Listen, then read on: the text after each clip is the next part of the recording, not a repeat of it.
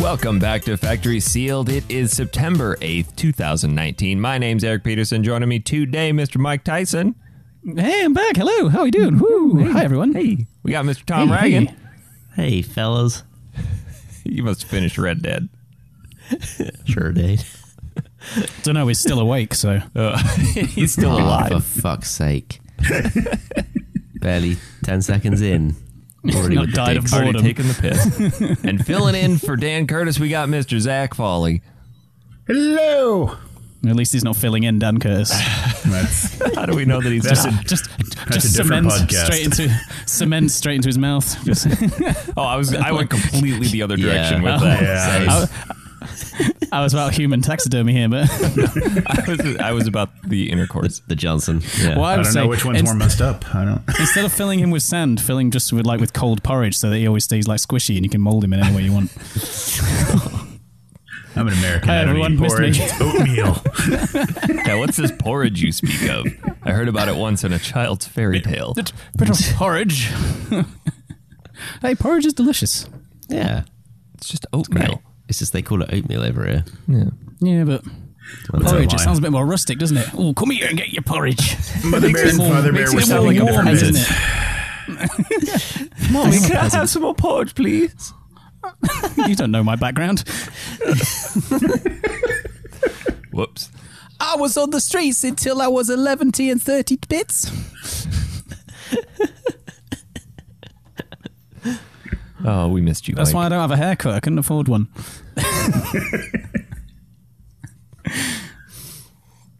How we doing, guys? I've missed this. We're good. You weren't even supposed to be here. No, I haven't. Spoilers for later on. I've not played the game because I wasn't supposed to be here. Welcome. You didn't miss much. Yeah. This was one that was... Hey, let's not break last week's record of mentioning the game too early. God. Well, So we've guys already set porridge records, so you guys brought this up because I mentioned this to you guys. I was listening to the Paper Mario episode recently, and like literally, 11 minutes in, it's just Dan and Eric, and you're like, oh yeah, shall we get onto the game? I was like, wow, they're getting onto that quickly, and you literally talk about it for 10, maybe 15 seconds before going, oh yeah, also I've been playing Xenoblade Chronicles, yada yada yada, to go on like this full 20-minute tangent. Yeah, that sounds like them. Dan and I haven't had a solid two-man show in a while. Those tend to not have much direction. Yeah, true. Yeah. Oh, God. Oh, what's happened? Oh, I no, don't what's know. happened? There we go. People that are watching the video are going to have a little bit of a treat. Well, that, like strobe lighting that was just happening. No. Eric's having a rave. They'll see. Oh, well, I want to know what it is. Let's see. Well, then you'll have to watch Let's it. see. Let's see. I'm living it, Eric. I don't need to watch it. Oh, no, I'm living you'll it. have to watch it because you won't know what I'm talking about. I mean, I'm having a treat because I have to watch the entire show with Tom's rape face picture right below the four of you. So. Yeah. It's all zoomed in. It's great. You know, I think the thing I'm most excited for about Tom's wedding are the wedding pictures. Oh yeah. I think that's what the cat's not looking forward to. I went to a wedding fairly recently, and I found my creepy face, creepy smile on a few of his photos. He's going to be the photographer at my wedding. So Excellent. He's pretty good at scoping it out. I just don't want to. I just don't understand. Like, I don't know You don't either. look creepy in real life. Thanks. I Well, appreciate like, it. I just- Let's not. You're a good-looking guy. Why do you? What happens in photos? yeah, I don't know. Like, maybe a camera shy, maybe. Just, I see a camera, I think, That's not a shy Makes you face, turn Tom. into a That's demon. not- I don't get shy from that face. Some sort of fatal frame was action. gonna Like, say, it's it's like like the the camera takes a photo. It catches his inner soul. Just And now contorts the my whole, whole like. the whole Starts lake thinking about- dumping thing comes out. I was about to say, he starts thinking about Red Dead, just like, I'm a killer. Man, I dumped so many bodies in that game. I think it'd take me an extra 10 hours because of that. Had to make it entertaining somehow, didn't you? Wow, listen to this guy. Listen to this guy. Now substitute bodies for horses, and then you'll understand why I didn't finish. I think I made it 15 hours in and went, well, I've killed a lot of horses. I should The probably... game could no longer generate any more horses. I only had 2 horses the whole game. What? My both dead. My original steed died like about 10 missions before the end. No, 20 missions before the end. Did you call him Blinky? He was called Korvax. Oh. Well, that's much more middle class. That's not funny at all. That's I thought it'd be good. Mine was, called it Shadow. mine was called Bullet Could call it Receptacle. Shadowfax. Run, Shadowfax. Show them the meaning of haste. My original horse was called the first of many. Actually, I think I had the white one and I called it Ghost Attack. Nice. Oh, Tom, did you ever come I think across my the first horse in glitch? Breath of the Wild was just called Horse. There was a glitch in that game where a very small section of land, if your horse walked across it, it would spontaneously combust. Did you ever watch that video? No. Oh, dude, I'll have to dig it up for you. It's so funny. It's literally one small patch of land that goes over a path. So if you're standing there and random people ride by on their horses, their horse will just combust and kill them. Did it get patched? I think it got patched out. Yeah. Damn. Sports. I thought you were going to say there's one small glitch in that game where if you played it just right, you could have fun. Yes. Virtual high five. Yes. Am I'm I the sorry, only one Tom. of the 4 of us that finished it? Dan did too. Oh, Dan did. But did you, Zach? I got about 27 hours into that game just looking for... And it wasn't that I hated the game. It's just way too simmy for me. It's a technical marvel. The game is gorgeous. There's a ton to do. It's just it's missing. I couldn't kill the bathhouse girls. I mean, there was just no Grand Theft Auto fun in it for me, so I'm good. Forgot about that. Yeah. But what I found was that all the sim stuff could just be left alone in the end. Well, unless you get off the horse and you got to take your gun out. Huh? Oh, yeah. That I guess. But I did have fun with the online mode, way more than I thought. But that was because I made like the ugliest, most slack-jawed character on the face of the earth, and I named him something just totally wretched. And then people would actually run from me when I showed up. It was great. And then my quest to become like the first serial killer of Red Dead Redemption Online was realized. I got to take my antics online. my experience online. Yeah. The online portion was not bad. It was actually really fun. Watching you play through it, Tom, it kind of sparked a little bit of me like, I should really go back and try this. But Am I enjoying a game at the moment? I better quit this and play something I don't like. Eric Peterson. it's like, you know me. Boy, I tell you what, I have started and stopped a lot of games in the past 2 weeks. Woo, buddy. Right, so this has been an ongoing joke with me with Eric on our WhatsApp about the amount of games that Eric starts and just like as soon as something new and shiny comes along, he'll go and he'll just quit what he's playing, even though he's completely enjoying it, and go and play something else. And the funny thing is, the games he doesn't enjoy, he sticks out. Example, Spirit Tracks. And if Dan is listening to this, I know he's going to go, fucking Spirit Tracks. Oh, I'm sick of it, Spirit Tracks.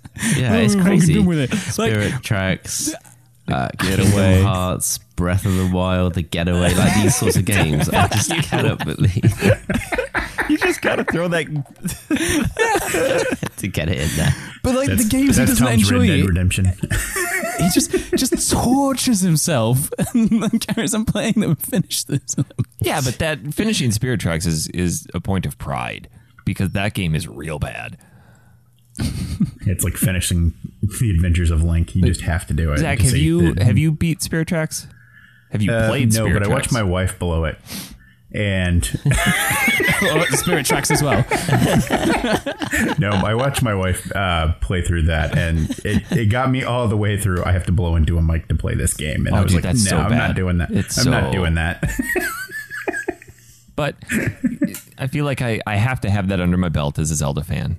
and say that I've beaten it, and then I can strongly recommend nobody to ever play it, ever. Yeah. I feel the same way about the Adventures of Link. Adventures of Link was better. I've never played it. I don't know. Adventures of Link goes on my list of games that I can't figure out why I liked it in the first place. You didn't have to blow into a mic. Yeah. You didn't have to pull on a train horn. Part of it. But the original Zelda, you were supposed to like whistle into the mic. So I don't know. It's not my thing. Eric, you're mere weeks away from me receiving your Link's Awakening limited edition, though. Hold on, I need another pair of pants.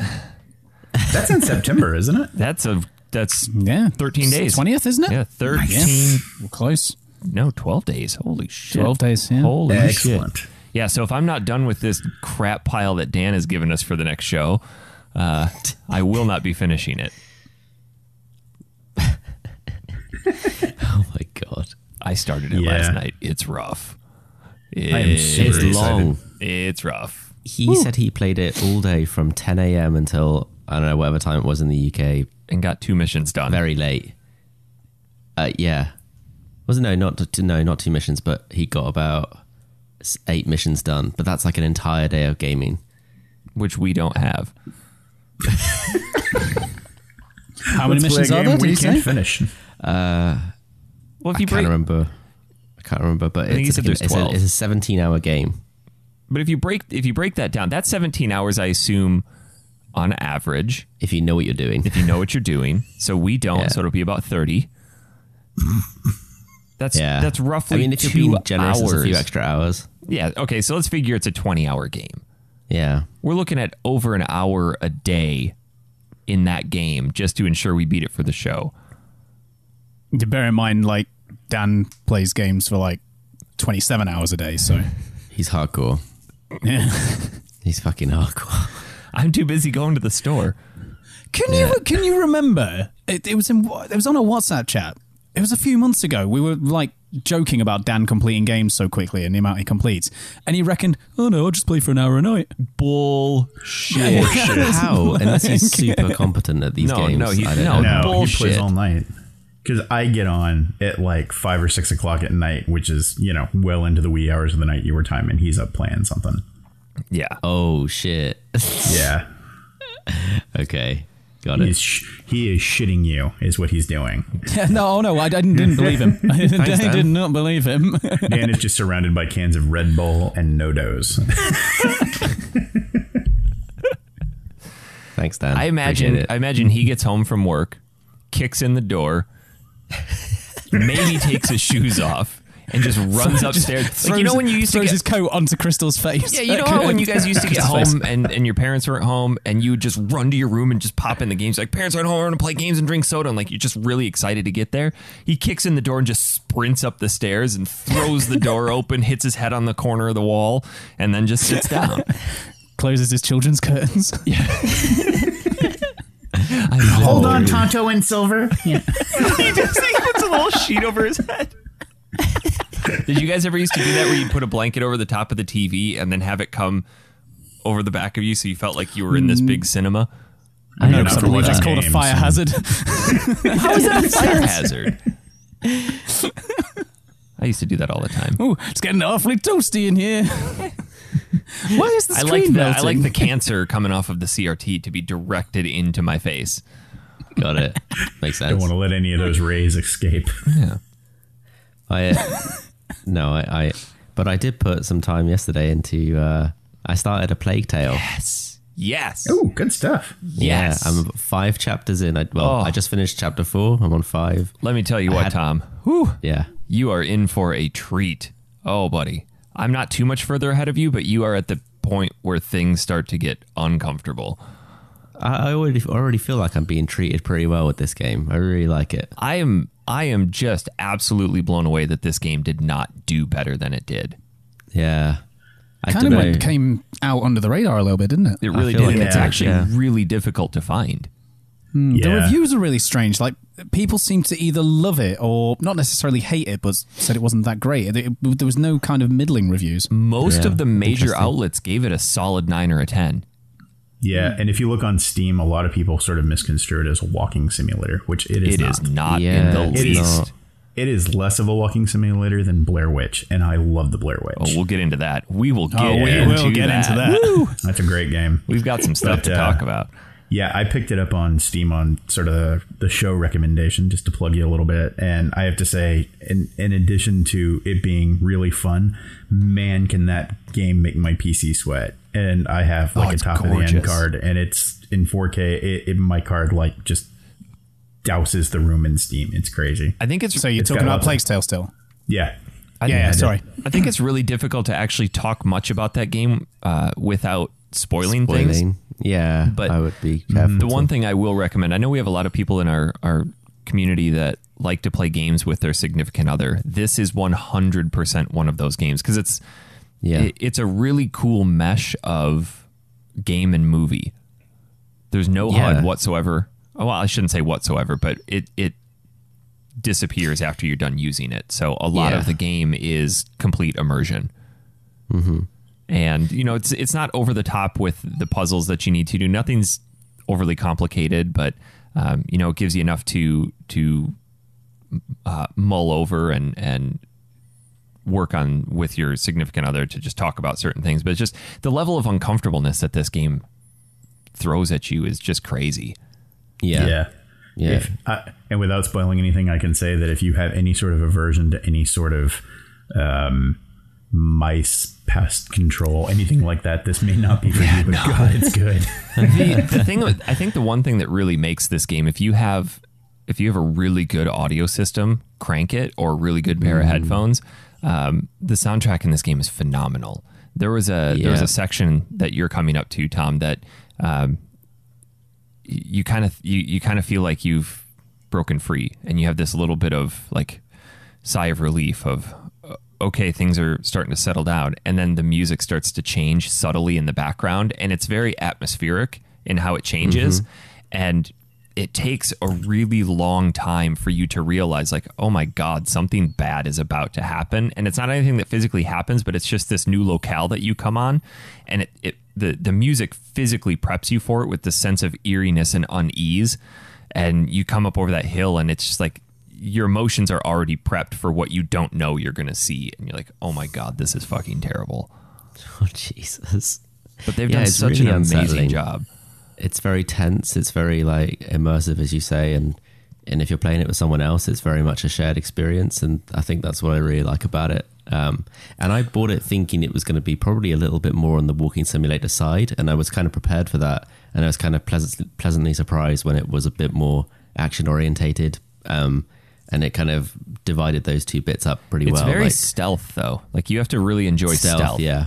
Yeah, and thankfully. Which is interesting for you, Tom, because you love a walking simulator. I do. And like, this definitely has some walking sim areas where you're just kind of moving forward, the story's progressing. But it's plot dump at that point. You let it wash over you with plot dump and everything, yeah. But then you'll come to a section where like you realize, okay, I have to stealth my way through here, and it's not entirely complex. It's not very convoluted.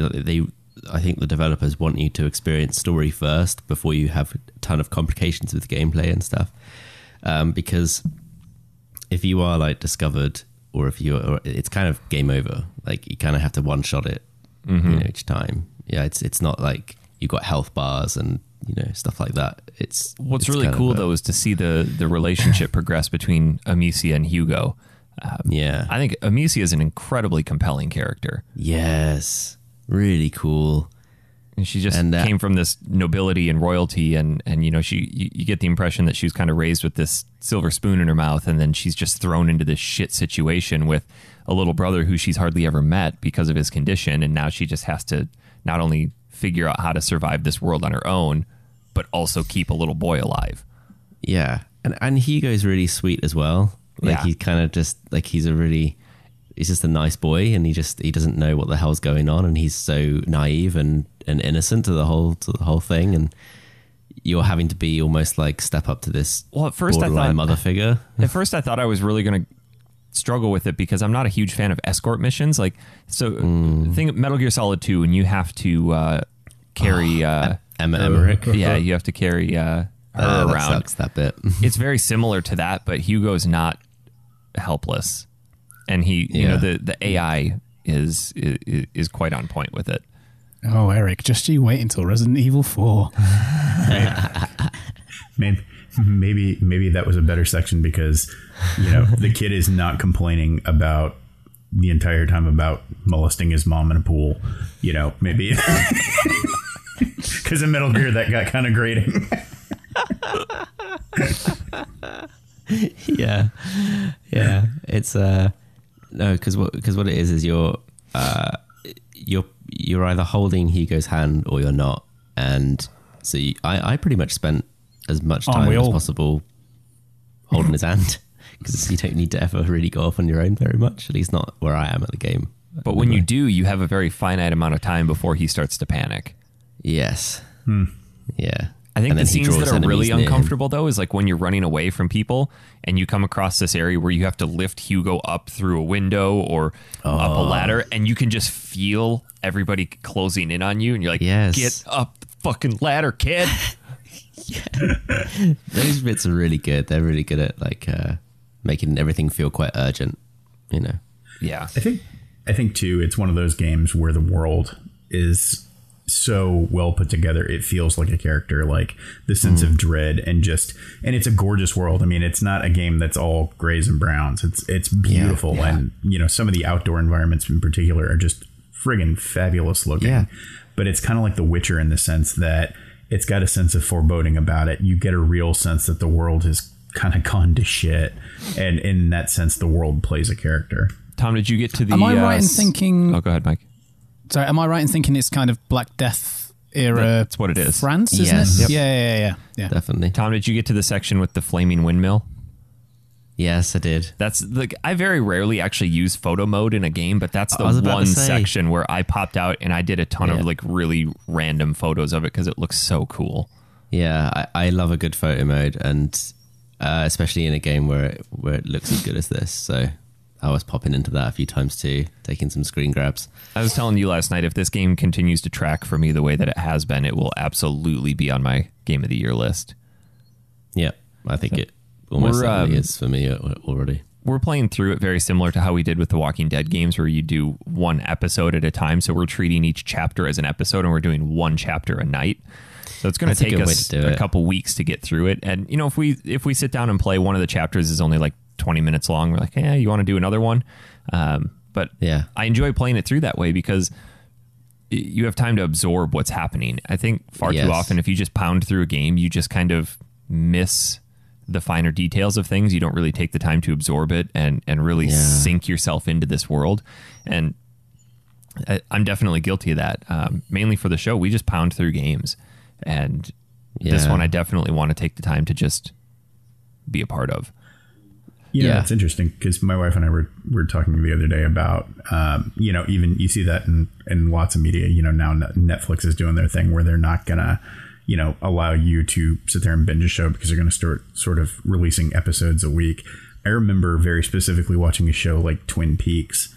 And, when you kind of pound through a show like that and binge watch it, it doesn't give you a chance to sit back and reflect on it. Yeah. It doesn't give you a chance to sit back and, sort of speculate and come up with your own theories of stuff and have that moment of, shit, I was wrong, or, oh, yeah, and be kind of validated by that. I think back to the Manatang podcasts that I did with Matt and Kevin and Oliver when the Walking Dead games are coming out. And that's exactly how we did it. We were playing through the episodes as they came out and just thinking back on those conversations and the speculation and just that conversation around what's going to happen, what you think is going to happen. And then you revisit it the next episode. You're like, oh man, were you right? You were wrong. Although I called this. And it's just a really neat way to play through a game. Obviously you can't play through all games like that, but I think there is something to be said about just dialing it back and enjoying a playthrough.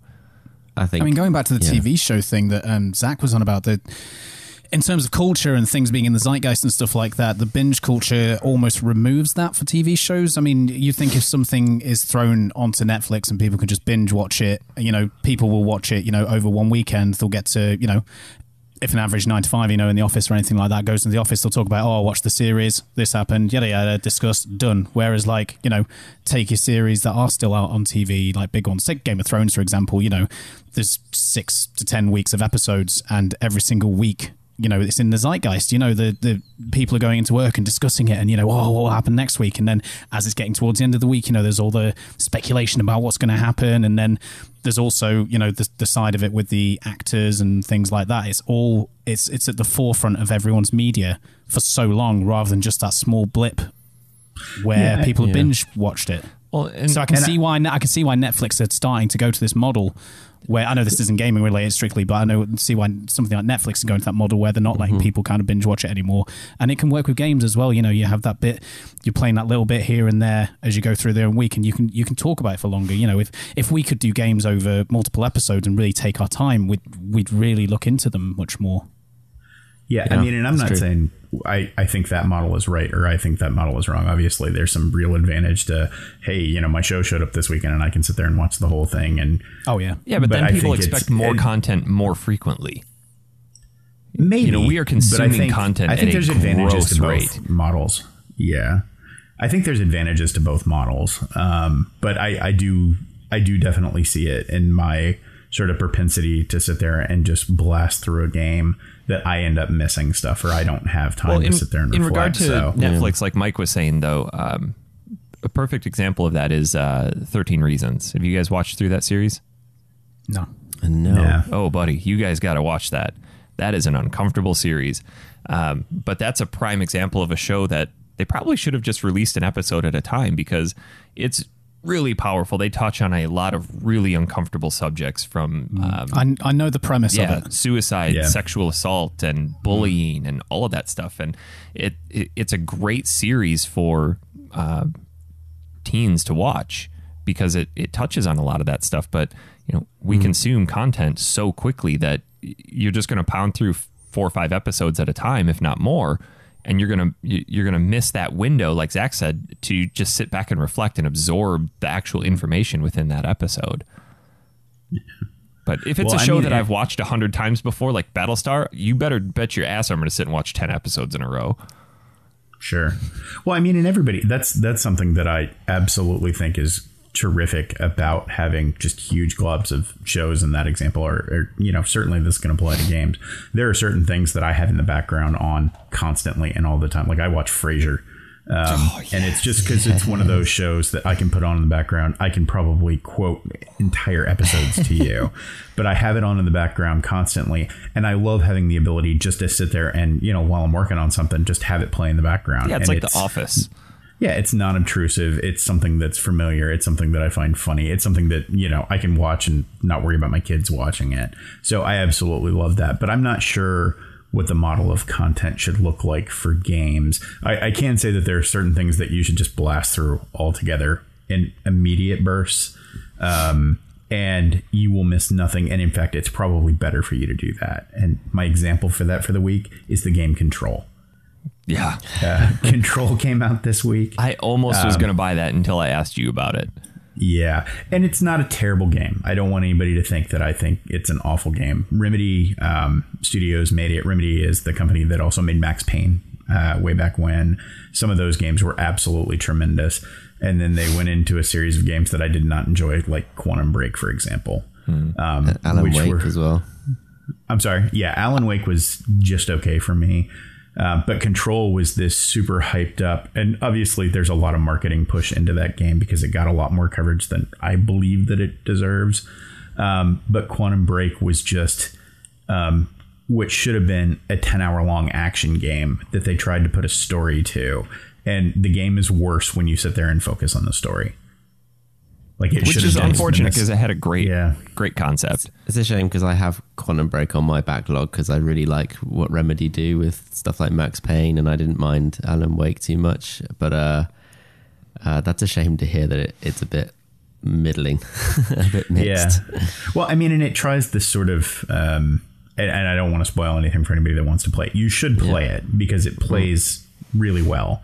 And I got it specifically for my PC because I have an RTX card, and it does amazing things with light and ray tracing, and that's another whole episode worth of talking through how that works. Ray tracing. But I will say that it is an action game in its heart, and it tries this sort of Dark Souls-esque model of telling a story, and there is just not enough of it there that, like, if you really pay attention to it and you try and get through it, you're going to get to the end and be really disappointed. Right. Because it's not like Dark Souls where it leaves it open and you go, oh, I bet it was about this or about that. You're just like, what the hell happened? Okay. Interesting. Unlike Alan Wake, which was very story-driven. We're playing that next year. Alan Wake. Yeah, you put it on, didn't you? That's one of our choices. Alan Wake's, it wasn't my favorite game, but I thought it did a great job with its narrative. See, I was interested in Control. I liked the look of it and everything. And, it was another one of those games reviews. Like, some places were giving it like 9s and other places were giving it like 6s. But one review that stuck out to me, which was with someone who, like, I generally agree with their kind of thoughts on games. And they said that it felt a little bit like a PS3 360 action game at heart. And I was like, well, I do kind of want to, like, I do still want to play it. I do want to play it, but I've got too much on at the moment to play something that necessarily feels like that. Yeah. Would you agree with that, Zach, having played it? Or yeah, I mean, and it's, like I said, it's sort of gameplay loop is good. It's really solid. It's, it's got some meat to it, but I didn't enjoy its sort of narrative. And it's suffered. I think that comparison is actually really, really interesting, because I think what they were trying to do with the environmental design of that game is make it very bleak and very oppressing and to be quite honest, it felt like a reason to demo ray tracing, because the environments are all these very sort of modern. It's like an office building. Yeah, it's an office building, but it's all very gray slate concrete with lots of reflective surfaces. So, I mean, like, the whole thing feels like a tech demo for ray tracing, if I'm honest. Got it. And it doesn't make much sense. I mean, if you looked at this building, it's kind of like a Resident Evil office in terms of why the fuck would anybody work in an office that has hallways that have 70-foot tall ceilings? Like, the building itself doesn't make sense. Maybe we're the bad guys. Yeah, exactly. But I mean, and again, I can see that, like, if you had made Control and released it as, hey, this is a demo for RTX functionality and video cards, and this is the reason that you spend, $2,000 on a video card, and hey, there's a little game to it, I'd have been absolutely fine with it. But on its own as a game, it does feel like that sort of, it feels like Max Payne with less story. It has an interesting game loop, and I just don't care about anything that happens. On 360, maybe PS3 as well. Stranglehold and yes, Wet. Yeah. Remember Wet as well? Wet, another one. Yeah. Those two games, like, they kind of remind me of Control, or Control reminds me of those two. That kind of double A standard, kind of almost sort of old THQ style game. Like, which there's nothing wrong with. Bullet time, some action, like all that kind of stuff. I don't mind jumping into those every now and again. If Control can satisfy, like, scratch that itch, then I'll wait till it's about, like, when it goes on sale prices kind of thing. Like, yeah. 25 pounds. I think it's fine for that. Yeah. Honestly. Not to sound like Dan, but I think it'll be something that will end up on either PS Plus or Game Pass eventually. I think you're probably right. Yeah, I think before the end of next year. Yeah. Yeah. Yep. Speaking of Game Pass, did anybody play Gears of War 5? No, not yet. I've not actually played a Gears game. I mentioned this to Dan the other day, and I think he's actually put the first one for late next year for the show. Yeah, it's another Gears of War game, which is not bad or good, but it is a flat out Gears of War game. That's it's really like when Resistance 3 came out. Well, this is another Resistance game. Yeah. Well, it's a game based on. I tell Gears you of War what, man. Side note, not to deviate. Those Resistance games were great. I know that they came out at a weird time, around Halo, but Resistance 1 was lackluster, but man, 3 was incredible. 3 was really good. Yeah.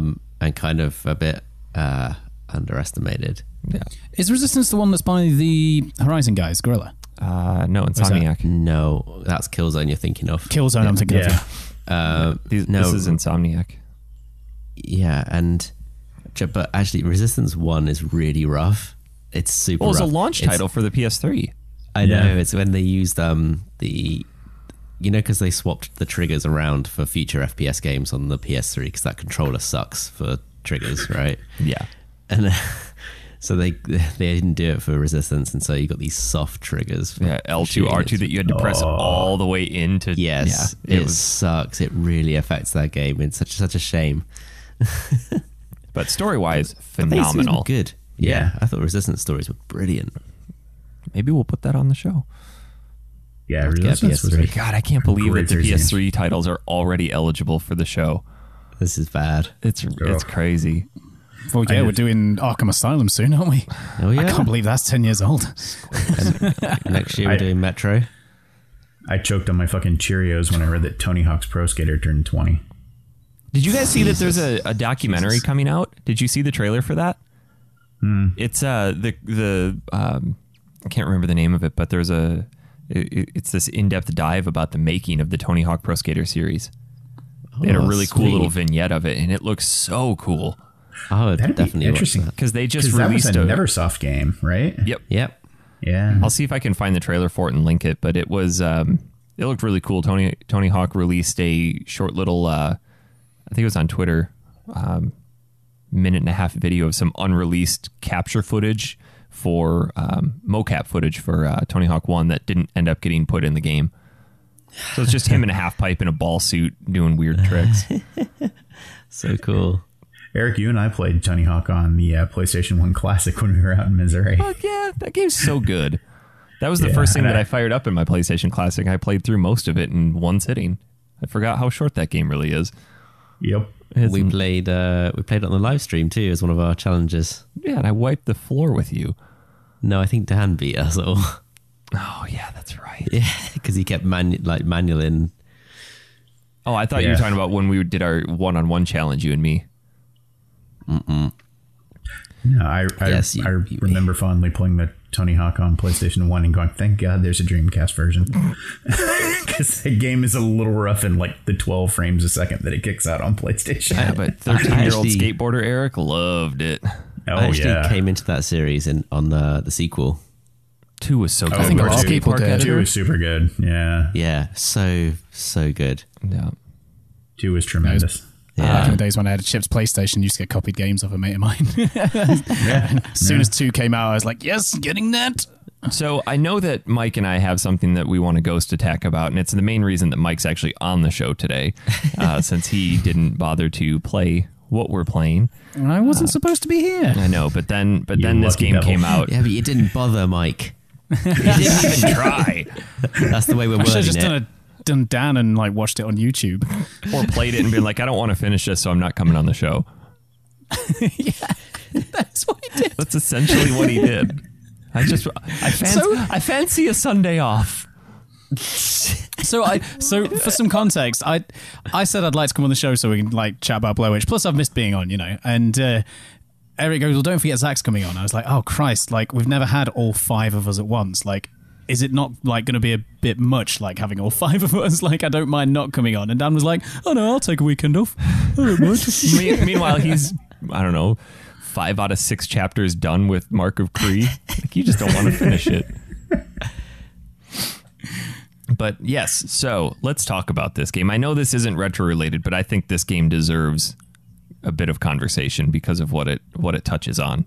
And it seems to have gone under the radar a little bit as well for some people. It has, considering how much attention it got when it was first announced at E3. So also, can you believe that was only announced at E3 this year? Yeah, incredible. Yeah. That's mental, isn't it? In case you missed it, we're referring to Blair Witch that just came out on Xbox and PC a week from last Friday. Yeah. And if you haven't got Game Pass, it's on both the PC version of Game Pass and the Xbox version of Game Pass for free. It was out day and date, but it is on Steam. I think in America it's $30. Yeah, I think it's $24.99 here Tom in the UK. Reagan's inside sources. It's coming. It's January 29th, 2020. It will be on the Switch. You look out for it. It's Blair Switch. They've just put a small red S before the W. That should be hitting the eShop on US, Canadian, and European regions. The new Scarlet Letter. You heard it here first. Blair Switch. Oh god! Speaking of ridiculous names, this is a little bit of a tangent. You guys seen that they're bringing Tokyo Mirage Sessions from the Wii U onto Switch, and they've called it something like Tokyo Mirage Sessions Sharp FE Switch Edition or some bullshit like that. Well, it's like the Dragon Age 11 when they were talking about that on the Nintendo Direct. It's like, good lord, that's a mouthful to say. Dragon Quest 11, the Echoes of Echoes of Time or something. Definitive Edition S. Okay. Or something of an elusive age. Yeah. Good lord. Definitive Edition S. Nothing's worse than Red Faction Guerrilla Remastered. Yeah, that's too many syllables. Yeah, or the Zone of the Enders. The second run, they did the VR version of it with the second runner, I think it's called. Yeah, but they did something with the A and the R to turn it into a V and an R. Brilliant. Yeah, I don't remember. Marketing team fired. The original Rondo of Blood in Japanese was Super Castlevania Dracula X Rondo of Blood. That's pretty awful. Jesus Christ. Oh man, the stuff they used to do with the Street Ladies and Fighter gentlemen, titles. Zach Foley in a Castlevania reference. Shocker. Thank you. He cannot be on the show and not say something about Castlevania. Nope. Just wait until I talk about the Mega Man game that I've been playing this week. Whew. Oh god. But back to Blair Witch. Yes. Because you're right. It deserves your attention. Yeah, for sure. So yeah, it's cheap game, like, $30 for the experience you get. And how many hours would you guys say is what, 7-8 hours? I put in about 10 around there. Yeah. If you know what you're doing, it's probably about 7 to 9 hours. But in terms of horror experience, this is I love horror games. I've said many times how much I love playing horror games on this show, and I like to play them alongside Hazel because she's shit games, so she enjoys watching with me. And this, in terms of the I tell her all the time. In terms of the actual creepiness, there are some jump scares, but it doesn't rely on them at all. The feelings of isolation, just the idea that anything can happen to you at any one moment, and then the sort of weirdness and everything like that. Bold statement, but in terms of the horror aspect, this is one of the best horror experiences I've ever played. I would agree. I would wholeheartedly agree. I did not have high expectations for this game. I remember watching the trailer for it when it was announced. I'm like, before they said it was Blair Witch, this game looks fantastic. This looks terrifying. And then they said Blair Witch, and then my whole preconceived notion of the Blair Witch franchise kicked in. And we're like, well, that's going to suck now. The first Blair Witch movie really kicked off that whole found footage genre, and then it just kind of took a shit after that. But there was a Blair Witch game before, and it was absolute ass. It was the Rust and Par games. Oh, I don't remember those. They were PC games. They were god awful. But this is different. I will fully agree with Mike. I'm a huge Silent Hill fan. Up until this point, I would have said that Silent Hill takes the cake in any horror game. But number 2 especially. Yeah, this one. Yeah, this one's on a whole other level of unnerving, and I was afraid that they were just going to rely on jump scares. But they don't. They delve into what makes Silent Hill terrifying, and that's the psyche. Yeah, the unknown, the unusual things that happens. I mean, this game it wears its influences on its sleeve. It really, really does. You can tell that the creators of it, they love Silent Hill. They love PT. Oh man, the PT influences in the last Outlast. 3 hours of the game. You're essentially playing PT. Yeah, but way better.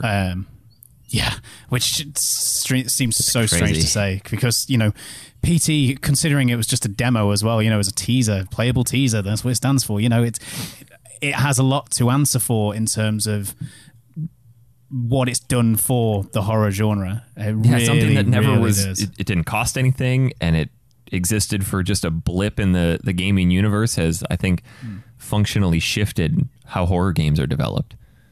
Yeah, for sure. Also can drastically increase the price of your PlayStation 4 if you still have a copy. I never uninstalled mine, and it's gone. Yeah, mine's still on both my PlayStations, and you can find them on eBay. It seriously will drag up the price of your PlayStation if you have it. Did you transfer it over to your Pro? No, I never got rid of it on my original. I still have my original PS4. That is scary. And I never uninstalled it, and it's gone. So they remotely deleted it. Konami. But no, I just want to say this going forward. Any kind of detail that I personally am going to give about this game, I will not spoil a single thing. I won't either. If I mention any sort of gameplay mechanics, it's stuff that, like, as soon as you get to that point, it does explain that straight away, so I'm not spoiling it for you or anything like that. But in terms of an actual experience itself, so the whole idea of the game is you play this character called Ellis, and you know nothing about him as you go in, and you're with this dog called Bullet, and you use, as you're going through the woods, so obviously it starts in the daytimes, you're searching for this lost child, and you use the dog to search for scents for the child and things like that, and you start building this relationship with this dog, so like you can pet the dog and reprimand him when he's doing things wrong, and you can give him treats out of your pocket and stuff like that, and essentially Bullet is, for the rest of the game, is your only real companion. You do have a radio and a phone and stuff like that. Well, you get out there after the police search party. Yeah. So you're supposed to link up with them, and then you just never are able to. Yeah. So there's the interesting mechanic with the dog. Now, I will say that this game is not perfect. It is a little janky in places. When I first booted it up in the first cutscene of Ellis driving to the woods in his car, I was like, what the fuck is this? Because honestly, that car... and the driving, it was what you see it driving, you're like, what the fuck is this? Honestly, it's like almost kind of PS2 era sort of motion. And the movement it looks really narrow. The movement isn't very smooth, but the frame rate's not great. Is it built in Unity or something? Is it an indie game? No, I'm not sure actually. What is it? Sobas? I can't remember the name I'll of it. have to look it up. It's not Icelandic, Scandinavian company. But like the Bullet sometimes can get stuck in places, and there are some geometry issues. I never got Bullet stuck, and I only personally got stuck once. There was an open door, and I just physically couldn't walk through it. And like, well, I've read about this, and some people said that make sure you run multiple saves as you're going, and I got to that point and went, well, I haven't been running multiple saves. Hopefully a reload will help, and it did. Yeah, that was the only I never time. got personally stuck, but there were areas where it looks like you should walk through, and it wasn't getting stuck, but areas where it looks like you should walk through, but actually that bush is is just a hard wall and things like that. So it's not perfect, but especially in the daytimes that you can see it. But once you actually start getting to the nighttime and you're relying on the torch for light, flashlight and then for North Americans. I don't mean like a flaming torch, and you which do, would have been and badass, by the way. And obviously, it being a Blair Witch game, there is a camera. You end up with a video camera, so you use like a combination of the torch and the video camera to be able to see things, and it is honestly just such an unnerving sense of fear as you're walking through the woods with only the dog to sort of guide you. And he's not always right in front of you because he'll take off, and then like you feel that sense of panic, like, where's Bullet? Where's it? And you can press a button to call him, and then you just hear him bark in the distance, and you get like this little on-screen indicator of where he is, and you still can't see him, but his collar slightly glows, so you can see or his eyes. You can see his eyes glowing in the distance as well, and you're like, is that? Oh my god! Is that Bullet or is that a demon? Yeah. But there is a sort of a combat mechanic a bit later on, which involves using the torch. So there are these kind of these creatures that can come attack you, and you have to use Bullet to. You can't see them generally, and Bullet will sort of bark in the direction, and you're having to spot them with the torch. And these moments, they'll come out of nowhere. You'll be wandering through these dark woods by yourself, and some of the areas, a bit like the Blair Witch film, will just loop and loop and loop, and be which adds more to the creepiness and this. The terror that's going on, and Bullet will suddenly start barking in an area, and suddenly these things are coming towards you, and you have to watch where the dog's barking and be able to get the torch in the direction to stop them. And the intensity can just go from like 0 up to like 10. Well, and I think what's really important is that they never overdid it. They always gave you the sense that those things were going to show up, but they didn't show up all the time. So when they did, you're like, oh my God, they're here. They're actually here. I've been tense about this for the past 4 what I thought were going to be encounters, and then they're not here. So they definitely could have overdone it with those creatures, but they found the perfect balance. But they've almost like created a fine art with this game in conditioning you to be fearful of something from the first instance. Yeah. Again, this isn't a spoiler, but there is a point later on where you get a bit of a jump scare where you look through a window and you think something's there, and then suddenly it jumps at you. And then from that point onwards, just that one time it happened, every single window you approach, you go towards it so carefully because you're so frightened that it's going to happen again. Yeah. And they do this so much in this game where one thing will happen and you're just, from that moment, you're just so fearful of it happening again. The camera mechanic too is really neat. So as you're navigating around, you have that camcorder that the combat mechanic is slightly optional.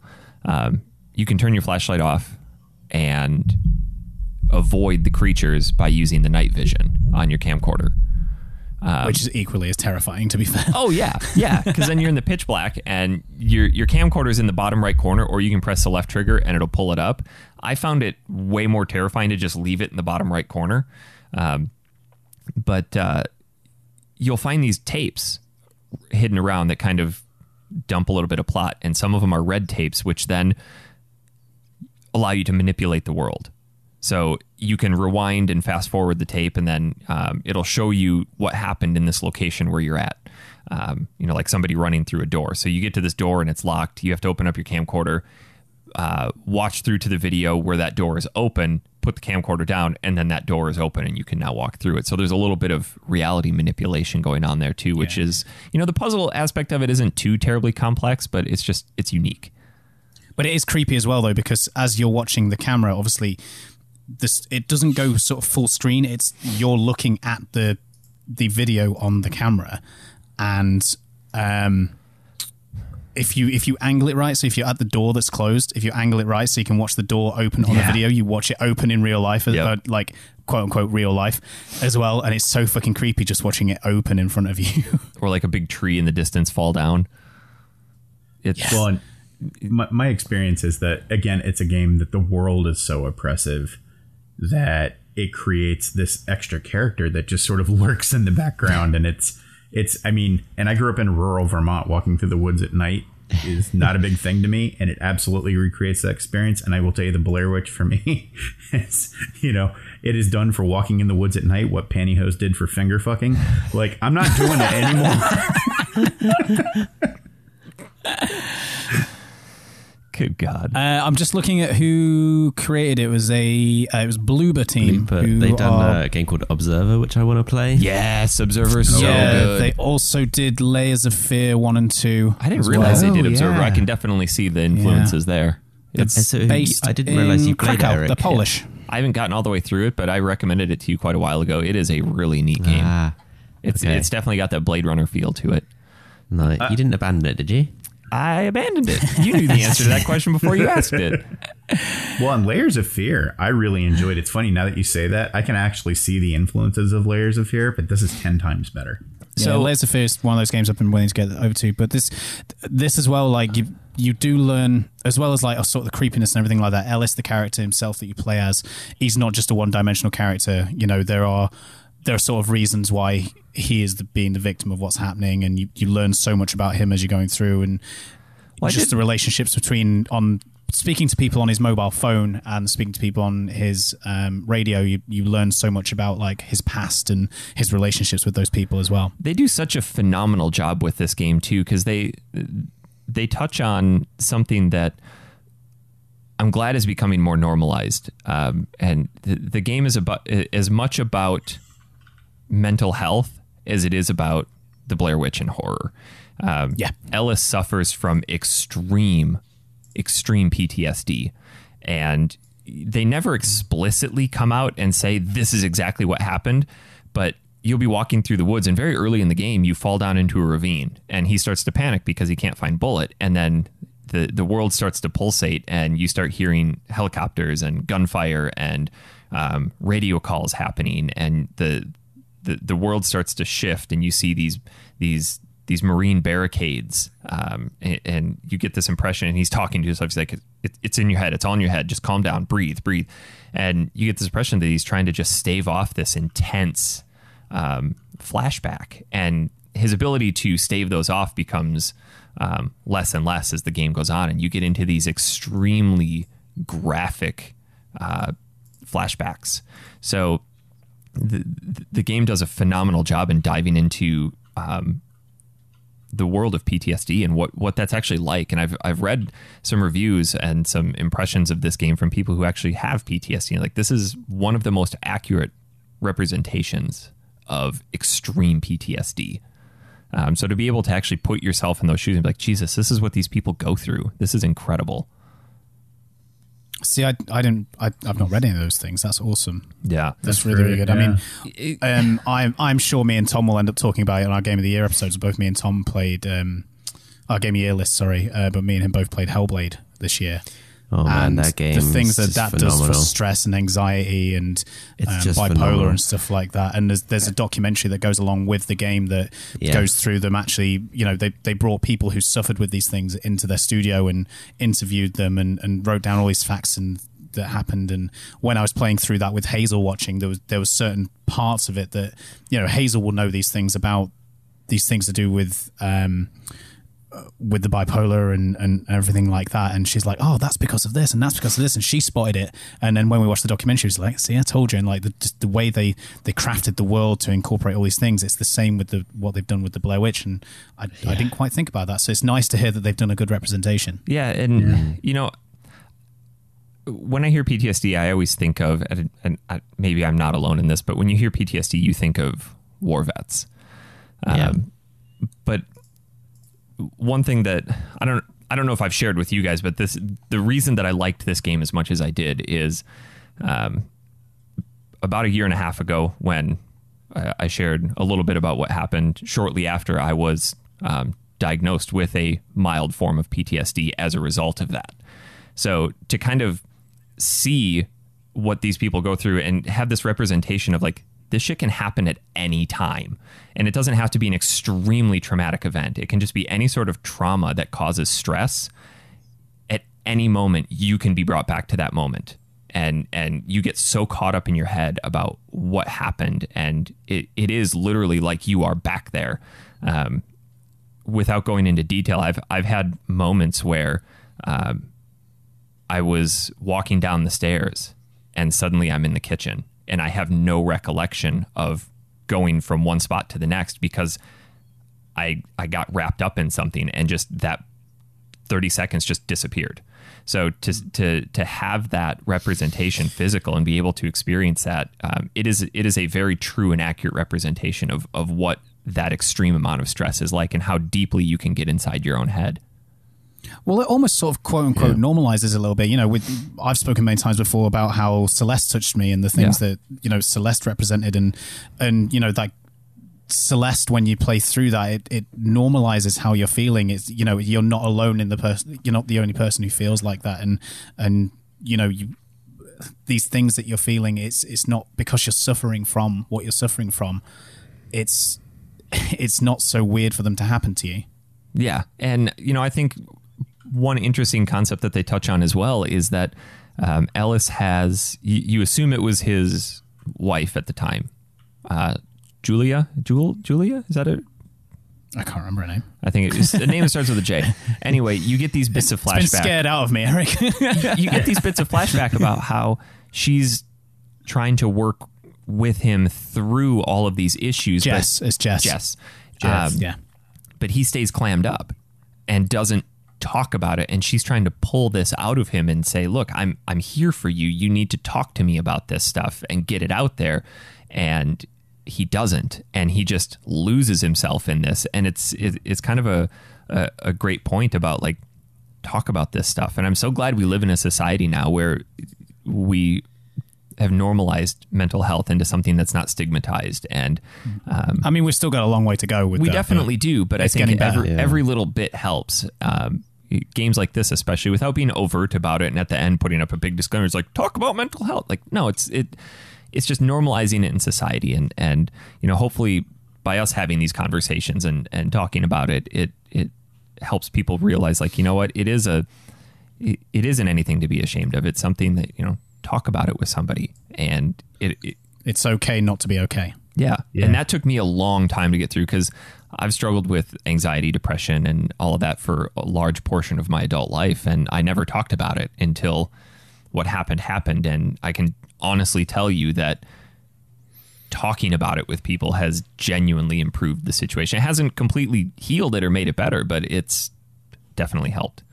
Yeah. And people miss that. People, because you're absolutely right. That's a fairly normal thing, because you hear about PTSD and people go straight to, it's people who've been in war, people who've been in these, an explosion of some sort. It's traumatic stress. You have to pull out that middle section and realize that traumatic stress can be a lot of different things to a lot of different people.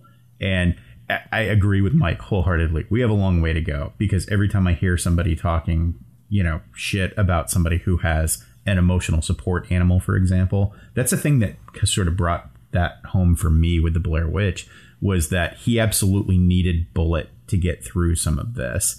And even I can be, somebody talks about bringing their emotional support hamster on a plane, and I get kind of irritated and annoyed.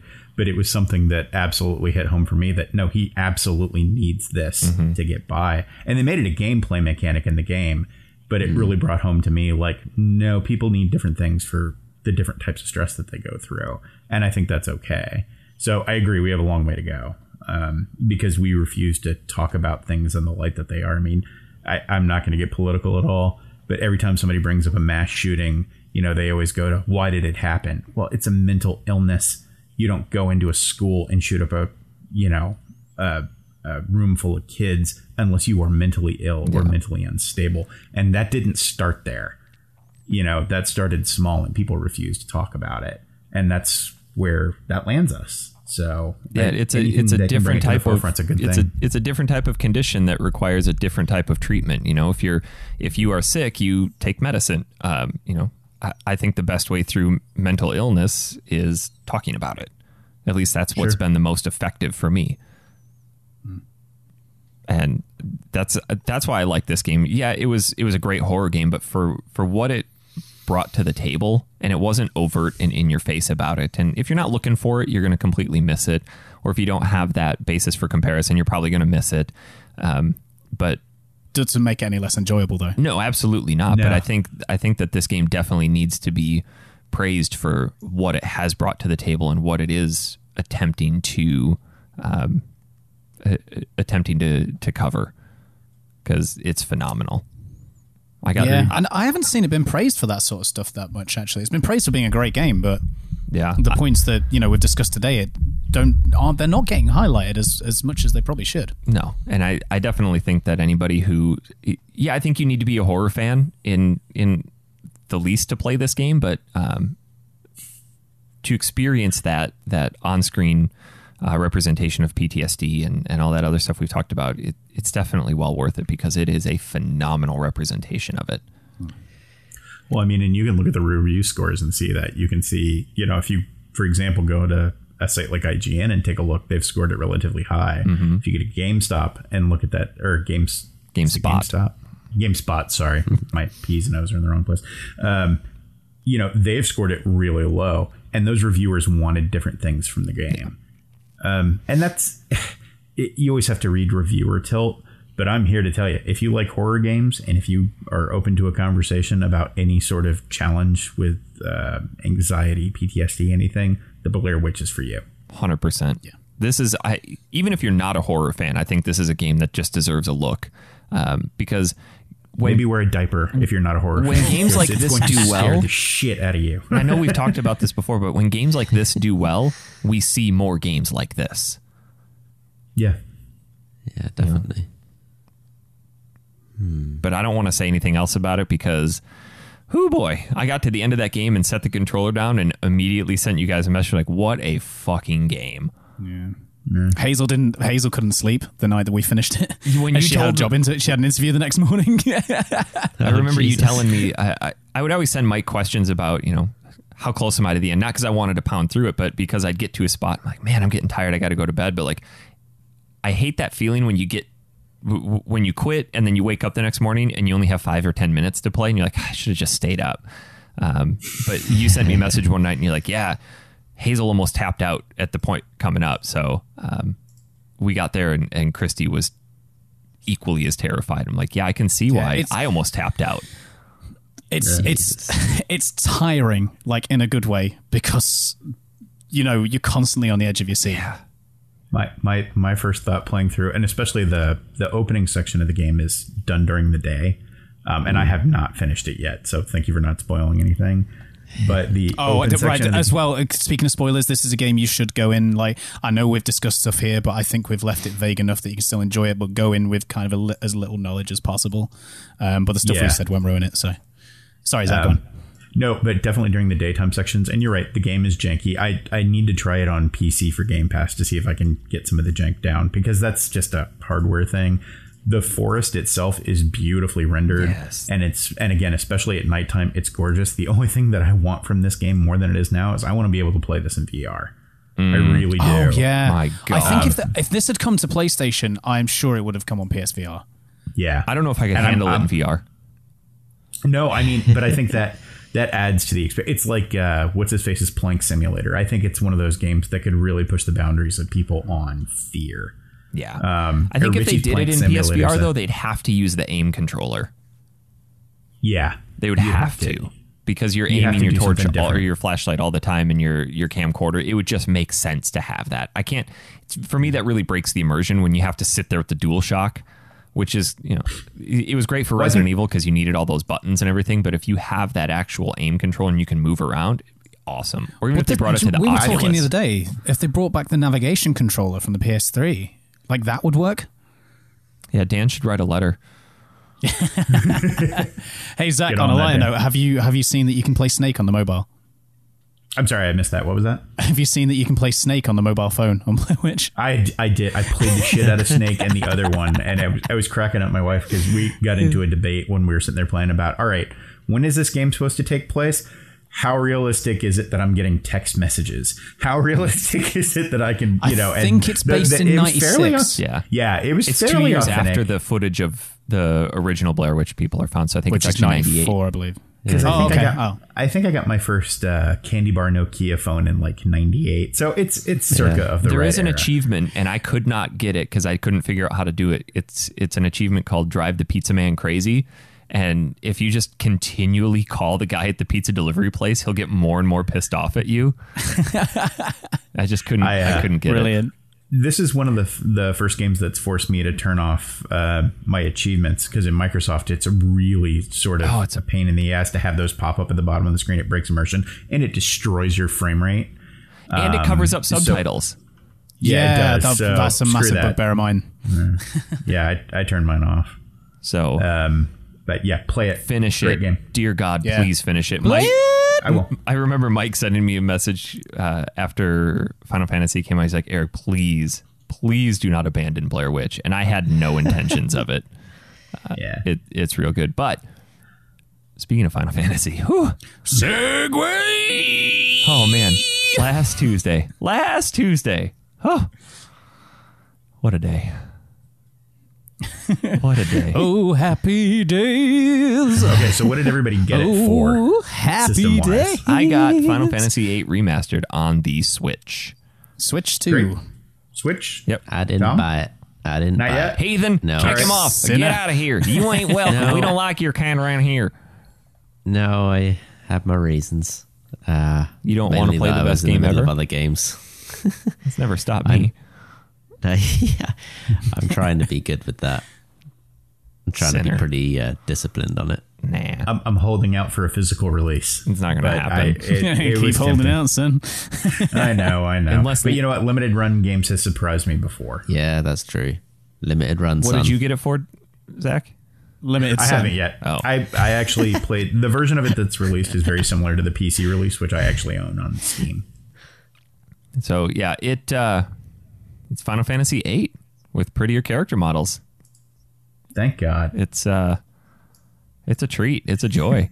The 3x speed makes it a ton of fun to sit and abuse the draw system.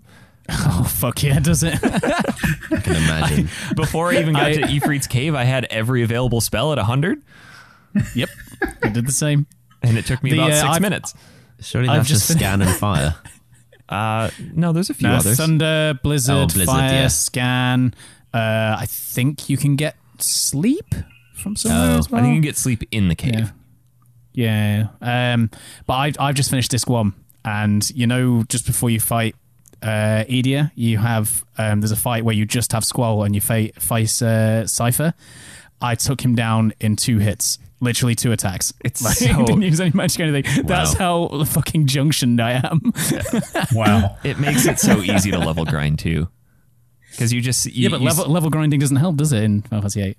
Yeah. Yeah, It doesn't. That's true. But yeah, to just junction the hell. Well, when you're grinding to get different skills up for your Guardian forces. Oh, yeah. All the AP that you need to get all the... So you just set cursor to memory and you go into a battle and just hold X on 3X. And you're like, boom, boom, boom, boom, boom, done. And then you run around next battle, boom, boom, boom, done. You can just pound through stuff and it's so much fun. Do you know what, though? The 3X is spoiling me because I'm taking it off for boss battles, obviously. Yeah. But then when you come out and you start doing the dialogue, and obviously, when the character models are kind of wandering around the room and everything like that, it feels so slow now. And it's just the speed it's always been. It's the speed it's always been, and that's what you've always been used to. But because I'm just got it on 3 times speed all the time, and I'm going through that dialogue, I'm reading it. The one thing that I have not done is I've not turned off the random battles. When I played Bravely Default on the 3DS, I made sure that I was not going to let that game break JRPGs for me, because it gave you the option to turn off random battles. Because I'd get to the end of a really long dungeon right before the boss battle, and I'd be completely out of items or almost dead. I'm like, oh, I'll just turn off battles and walk all the way back. And it kind of breaks that tactic of like, hey, don't suck, be good, plan ahead, grind up, get yourself stocked up so you don't have to use. Because not every RPG is going to give you that option to turn off battles and go back to town. And I found it ruining the aspect of some RPGs for me. So that's one thing I'm not planning abused. to use it for, I can't remember the name of the place, but where you get Odin from and you have to get to him and beat him before the time limit ends. I'm planning on using the no battles bit for then, because every time I ever play Final Fantasy VIII, I always have Diabolus's no encounter ability on anyway. So it's just like having that kind of negates it. I've not had to waste time learning it. The only thing that I will say that has been a little bit of a bother is during the battles, the frame rate chugs a little bit. Or actually, the battles aren't as fluid for me, because on the PlayStation 1, the battles were capped at 16 frames a second. Yep. And the menu operated on a different frame rate. So the menu and the actual graphics of the gameplay were separated, and the menus ran at a locked 30. So if you remember playing the old games, like, you could click through the menus really quick and it was very fluid while whatever was happening on the screen was doing whatever it did. Well, in the remaster, they've locked those together. So your menu now functions at a capped 16 frames a second, and boy, can you feel it.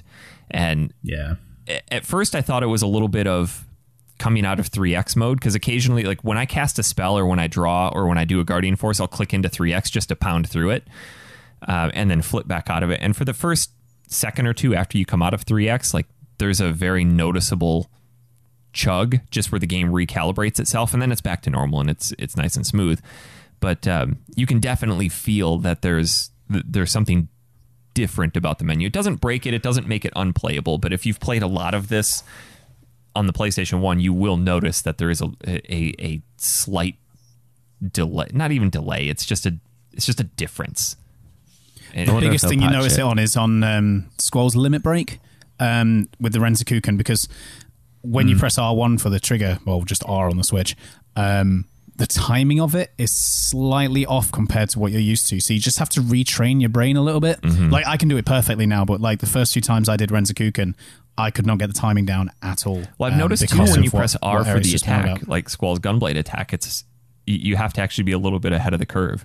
No, but I've been fine with that. It was the Renzakuken that fucked me over, because that's the one that actually has the menu for you to try and target it within. Question, but I think I've trained myself to kind of use the sound of the attacks now rather than necessarily the actual meter itself. Question for you about Zell's limit breaks. Have you always been able to do his as auto? What, switch it to auto if you want to? Yeah. Yeah, I didn't. That's always been an option. I didn't know you could do that, because when that tutorial popped up for that, like, if you want, you can just set it to auto. Like, I have never seen that. Yeah, no, you've always been able to. I've always You've done always been able manual. to switch it all. Yeah. Makes me feel like a badass, like I'm playing some That is a Tekken. head fuck, by the way. Oh, with the buttons all moved around? Oh my god. Well, yeah, because obviously with Nintendo, obviously, if you relate it back to PlayStation controls, because that's just a bit easier to kind of talk about, like on the Switch, it would be instead of B and A, where X would be is now circle, and circle would be X, for example, the other way around on the Switch. So Zell's limit breaks, like there's one that's like circle X normally, and then there's one that's like down circle, which is Burning Rave. But because of the way it is now on the Nintendo, because those buttons are swapped over, like the one that's normally circle X is now X circle, and it throws you off completely. That's the one thing that having all of the game systems I've noticed has really started to mess with me a little bit too, because as I play an Xbox game concurrently with a Switch game, it's the same buttons just in different locations. Yeah, it throws me as well. It's a little bit of a mind fuck there. But I saw the Kotaku thing. They put a poll up this week saying, "Is this really the X button or is it the cross button?" And I just wanted to reply, "Only communists call it the cross button. Just it's X. If it were a cross, it would look like a T with a long bottom." But I don't understand why they didn't put a remapping controls thing in. Also, interesting that they kept Squall's trigger as basically R1, because that would have on the Switch especially, it would have felt just so much more comfortable on ZR. Yeah, but it would have thrown me because I'm so actual used to trigger. it being R1. Yeah, I suppose. But that was my gripe with the PC version, and I was curious if you've had any experience with that. Was my gripe is on the PC version it maps, but it didn't map analog support. It mapped the D-pad. Directional buttons as up, down, left, right, which means that there is no analog up, right, up, left, down, right, down, left. So you can't run diagonally. Oh my god! And in the PC version, I ran into it and you don't notice it most of the time, but like especially when you're trying to line up to talk to somebody, it's just kind of janky to like up, down, up, down, up, down. Damn. I don't think they mapped analog support in this. I think they just mapped it with the D-pads. No, I'm using the stick. Yeah, but what he's Switch. saying is that it's not like you can't arc yourself in a perfect circle. All it's done is it's remapped the D-pad to the stick. Really? Not sure, actually. Seems I can't unusual. say I've noticed a difference. You really wouldn't unless you were looking for it, but that was something that I noticed. And again, the PC version's a year or two old, and I remember playing through that on my I use a Xbox pad for that. And I just remember it being kind of janky, just specifically trying to walk up to certain NPCs. But other than that, I mean, the character models look so much better. They do. The blur filter done on the background does a pretty good job without them having re-rendered. Yeah, the depth of field. You can really notice it when you go into that first town outside Balam, and you're coming down towards the screen, and as soon as you get halfway, the depth of field flips, and everything in the background goes blurry, and your characters snap into focus. It's super cool. It is a little jarring though, because the character models are so crisp and they're so clean, and they did nothing to the backgrounds. Like they didn't touch those up at all. So it is a little bit jarring in seeing that, but it's totally worth it to see the crisp new character models. Yeah. Well, and the menu upscale. That was the thing that caught me on the PC, because when you go back and look at the PlayStation version, like even for 640 by 480, that menu system looked rather rough. And now that it's, it was redone, so it actually scales up to, I think it's like 1024 by 768, which means you get a perfect scale between all of them. And the letters being smooth was just glorious to look at. And I know that's ridiculous, but in a game where you look at the menu system all the time, it's great. What's really... go ahead, Tom. Although I was going to say the PC version has really... the music is different in the PC version. Like it's actually a lot crisper and nicer. But did they bring that over to the remaster? No, does the music... I've only played in handheld off the actual Switch speakers. The one thing that they fixed from the PC port, though, is that whenever you would come out of a battle, whatever area you were in, that music track would start over. They did not carry that over, so it's how it was originally, where you'd come out of a battle and it would continue in that song where you had left off. Oh, that happened with 7, didn't they? When that got ported to Switch, they had to patch it. Apparently, it did that. Yeah, that's actually really hard to do. That's like an old Red Book audio trick. So that's great to hear that they kept it. one thing that I thought was really, it's neat to see when they polish a game like this and they don't completely rebuild it. You can really see how this whole game was put together, especially on the world map, because everything is much crisper. It's cleaner. You know, the resolution is a lot clearer. You can physically see the individual squares of the world and how it's stitched together and the angles of it. And then, you know, you walk over to a town and you can see that all it is like 7 polygons made into a square with some really shit textures over it. And that's the city. But it's so neat to actually see that, because, you know, they hide all of that within poor resolution of the old PS1. You don't see those lines because it's not clear enough to do that. But to be able to see how this game was put together was really neat. And it's Final Fantasy VIII. There's really nothing bad to say about what they did. Even what we've brought up, I don't see it as a complaint. It's just an observation. It doesn't make it unplayable. If anything, what they've added has made it, at least for someone like me who's played it a lot before, it makes it far more enjoyable, because you can pound through certain things. There are parts of any RPG that are just dull. It's just the nature of RPGs, and now to just be able to flip into 3x, it's like Final Fantasy 12 when you have the 4x speed, because you have a ton of ground to cover and just boom, cover it. See, I mean, I'm not the RPG guy on this show, as I've said many, many times. I'm not the RPG guy, and the ones that I do enjoy, any point where I have to sit grinding, I just don't enjoy grinding at all. I know some people really enjoy it, but I just don't. And I don't either. Having that 3 times speed to try and grind things out like really helps as well. And for someone like me who knows Final Fantasy VIII kind of front to back and side to side, and, you know, wanting to re-experience that game but not have to sit through all the slow parts, or, you know, dump 40, 50 hours into it again, it's nice to have that 3 times speed to go through it again and enjoy it again and experience it again without putting in that massive time investment. I think it'd be really interesting to play through it with random battles off the entire time and just see what that does, A, to how long it takes, and then B, to affect the enjoyment of it.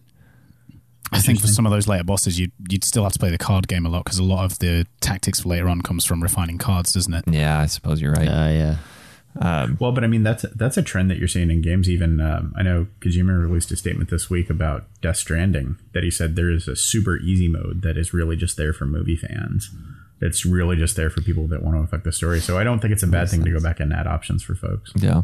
I'm into it. It's the only reason I like that we got a trailer at Gamescom and still know nothing. That game still looks as mad as a bag of fannies. Didn't Kojima just come out and say, he's like, yeah, at this point, I don't really even know what it's about anymore? Yeah. Excellent. Yeah, great. Good job, Kojima. But we heard a lot about Norman Reedus's dick. So, you know, you can that's control the dilation of his urethra. Awesome.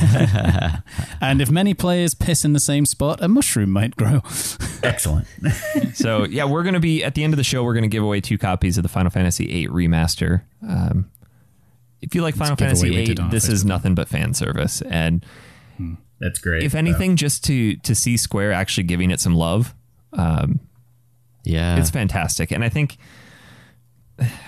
I'd like to know why it's taken them so long. You know, there's a lot of speculation out there in the past, like, oh, they lost all the source code, or oh, there was issues with the licensing right for Eyes on Me and all of that. But I don't think any of that was true. I just think they genuinely didn't want to give it any love, because it's kind of the redheaded stepchild. Oh, God. Well, speaking of Eyes on Me, using the 3 times speed, you know, that scene where you've got Laguna, Kairos, and Ward, and you're in the bar, and Laguna goes up to talk to Julia, and his leg cramps, and he goes and sits back down, and then eventually Julia comes and sits with them. And because I'd done 3 times speed and sped through all of the dialogue, they just sat there for ages with nothing happening, because it had to wait for the song to finish, because she's playing the song on the piano. So it just sat there, and I thought my game had crashed. I noticed it too, because they don't speed up the audio, which is great. That'd be really annoying. I noticed it too when you're first getting ready to go out on your seed mission, and Zell comes out on his T-board, and it's making this engine noise, and I did 3x speed, and he just got next to me, and then I turned it off so I could read the dialogue, and the Z-board sound effect is still going in the background. Like, oh, broken. Excellent. But I think, like you said, fan service. I think for people who do enjoy Final Fantasy VIII, they're going to get a lot of enjoyment out of it. It's going to be great for them to revisit it. I mean, I've been playing it specifically at work, because I play a lot of Switch at work. It's become my bedtime game. That's why I got it on Switch. Yeah. I don't... Yeah, and Yeah. I think for people who've never touched it before, it's going to be nice for them to kind of go and revisit it, and if they want to use that 3 times speed to get through, they can do. If they want to just experience the story and turn the battles off and things like that, you can do. I mean, the boss battles will be helped by the other feature they've added where you can just boost your AP bar and all that. So well, I tell you what, be leveled up anyway. It's interesting timing too, because I was actually at the Distant Worlds concert last night, the music of Final Fantasy Symphony, and didn't end up in hospital this time. I didn't. I actually got to enjoy it this time. I was nervous about it during dinner because I ordered a drink and went, well, this is when it happened last time. I took the first sip of my drink and like, well, let's wait for the room to fall away. Hopefully it's happening again. Yeah, she was giving me shit about it through dinner. She's like, are you sure we're going to make it to the symphony tonight? I'm like, damn it, shut up.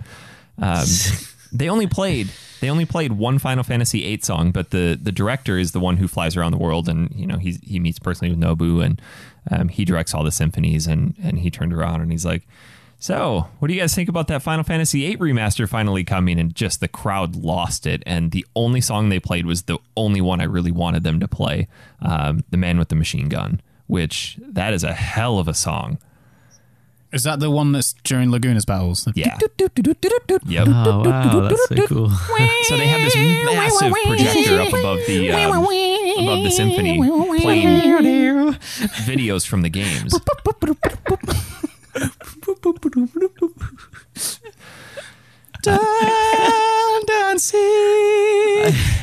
have to say, when I first played Final Fantasy VIII and you all pass out on the train, and then you're playing those 3 guys, and then there's a whole new battle music, I was like, what the fuck is going on? You just sit there. 30 hours later, you're still like, what the fuck is going on? Yeah. Who is this Laguna guy? But, man, I tell you what, Tom, I really wish you would have been able to come, because initially Tom was supposed to come down. We ended up taking a couple of our other friends with us. Doesn't give a fuck about us, Zach. But no, I was looking at your photos and I was thinking, oh, Kat, we were supposed to be there. If you ever have the opportunity to go to a Distant Worlds concert, it's annoyingly, it ended up going to London after I moved away from the bloody place. Jesus. Yeah, that's the thing. When it comes to the UK, they literally just do one in London and that's it. Yeah, any place that matters though, isn't it? It's not cheap and it's 100% worth it. But as Zach mentioned before, it brings in all sorts of people. We got all gussied up. We're like, we're going out with them. They're fancy folk tonight. Christy put on a nice dress and I was in a suit, and you get there and you got your sweaty video game nerds 2 seats away. And it was really neat because I saw a lot of parents there bringing their children, like 6-7 years old. It's like, man, I can't wait to do stuff like this with my kids and introduce them to music like that. Yeah, my exact quote was, props to Eric, for those of you that aren't Patreon subscribers and won't get to hear the unseal. Props to you for actually wearing a tie to the symphony, because that's what you're supposed to do. Yes. When you go to the symphony. Do not show up to the symphony in a sweatshirt. And there was plenty of that. I think... especially in Arizona. What the fuck is wrong with you? So I meant to message you last night, but I think Umbuk Fufu was sitting 2 rows ahead of me. One of the largest gentlemen I have ever seen. And this dude, he had a shaved head, and I swear to God, it was a constant waterfall of sweat coming off the back of his head. He had a rag that he was just doing this the entire time. And I picture him just down at his knees, just wringing it out. It's just... Oh my God. And he had like those like... When large dudes shave their head, they get like the sausage rolls on the back of their head. Oh. He had that, and like water was just spilling off the back of it. Oh no! Now, could you see over this gentleman's head? Well, yeah, because the Phoenix Symphony Hall is at like a 90-degree angle. You step off and you are falling off a sheer edge. But even still, he was 2 rows ahead of you? Yeah. Okay, it wasn't Umbuk Fufu. You would not have been able to see above his head. Like, his eye socket was stuck in the actual air vent in the plane. Dude was 10 feet tall if he was an inch.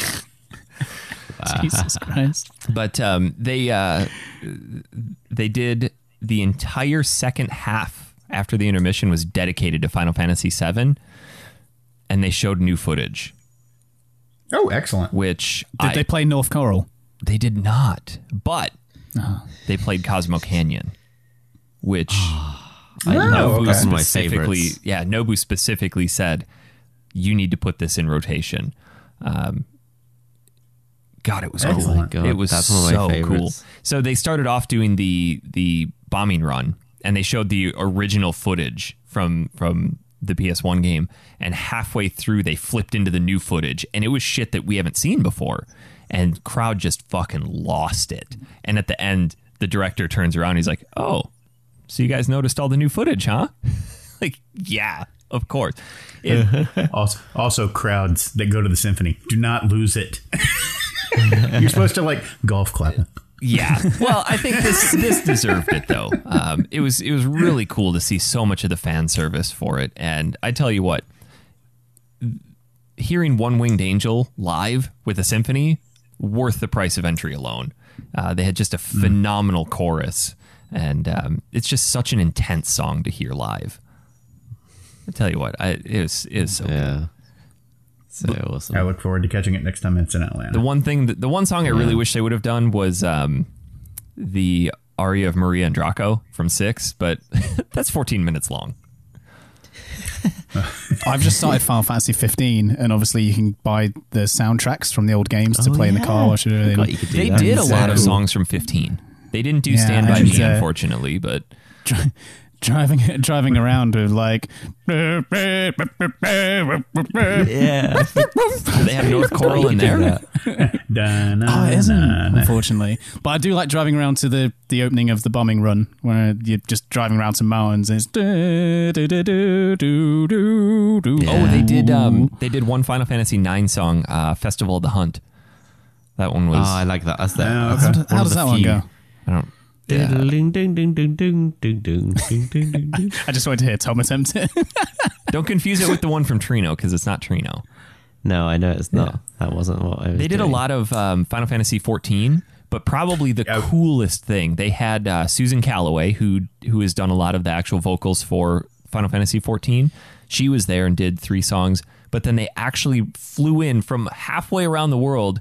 I think it's pronounced Riki, who did the original recording of Suteki Dene from the theme song of Final Fantasy X. Damn.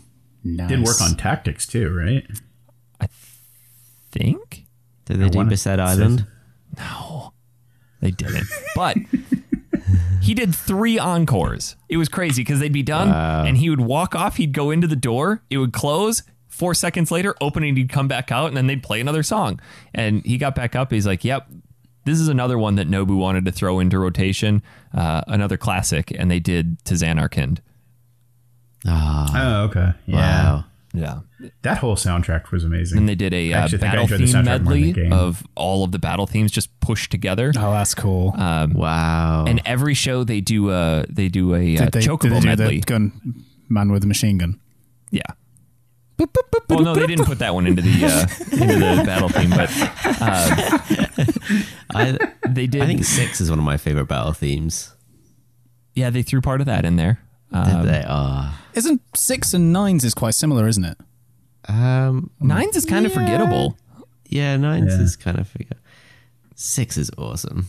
They the Chocobo version that they did with Cinco de Chocobo from Final Fantasy VII, which is apparently one of the most complex versions of it, and you could actually hear throughout. Like if you're listening to the symphony really closely, you can hear where the complexities are and where some people are making mistakes because of how complex it is. You're like, these are professional artists up here, and they're still struggling and making Stand mistakes up and storm out. I didn't come here for mistakes. God damn it, I want my refund.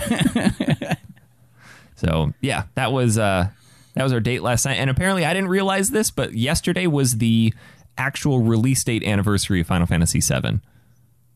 Good Lord. So 22 years? Yeah, 22 Getting years. old, folks. We're getting old. Wow. Yeah. So Yeah, the difference is you all were still in grade school. I was in college. God. That's why it hurts. So we have a bunch of other stuff to clip through here before we even get to our game of the week, but I want to make sure we talk about a few of these other things here. There was a Nintendo Direct that happened a few days ago. It was. And I think we can skim over a good chunk of this, but I do want to talk about. Yeah. I just put a load of that in, and if we wanted to talk about it, I think the only thing that we really need to talk about is they finally have added Super Nintendo games to the Nintendo Switch Online category. What? A pretty good selection as well. I thought not bad. Way better than the offering of the NES ones. Way better. Yes, there are still some oddball games. Yes. Yeah, like Donald Trump Soccer. Brawl Brothers. Yeah. Brawl Brothers. Christy and I were flipping through, and she saw that Super Soccer, and she's like, what is Donald Trump doing on the cover of Super Soccer? She sent a message to me. She's like, make soccer great again. Like, Christy, don't kid yourself. Soccer's never been great. Brawl Brothers. So in case... And I didn't understand Puyo Puyo. Yeah, why would you put a Japanese game in there? Well, I mean, I get it. It's the bassist for the Kirby's...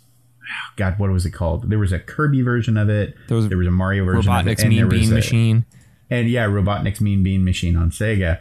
But like the reason that those things were branded outside of Japan as anything other than Puyo Puyo is because nobody knows what the hell they are.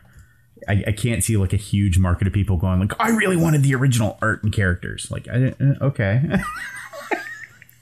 So, still a great game. Quick rundown of the games here: Super Mario Kart, Kirby's Dream Course, which is freaking fantastic. Talk about a blast of a game to play with somebody. Super Mario World 2, Yoshi's Island, F-Zero, Link to the Past, Mario World, Star Fox.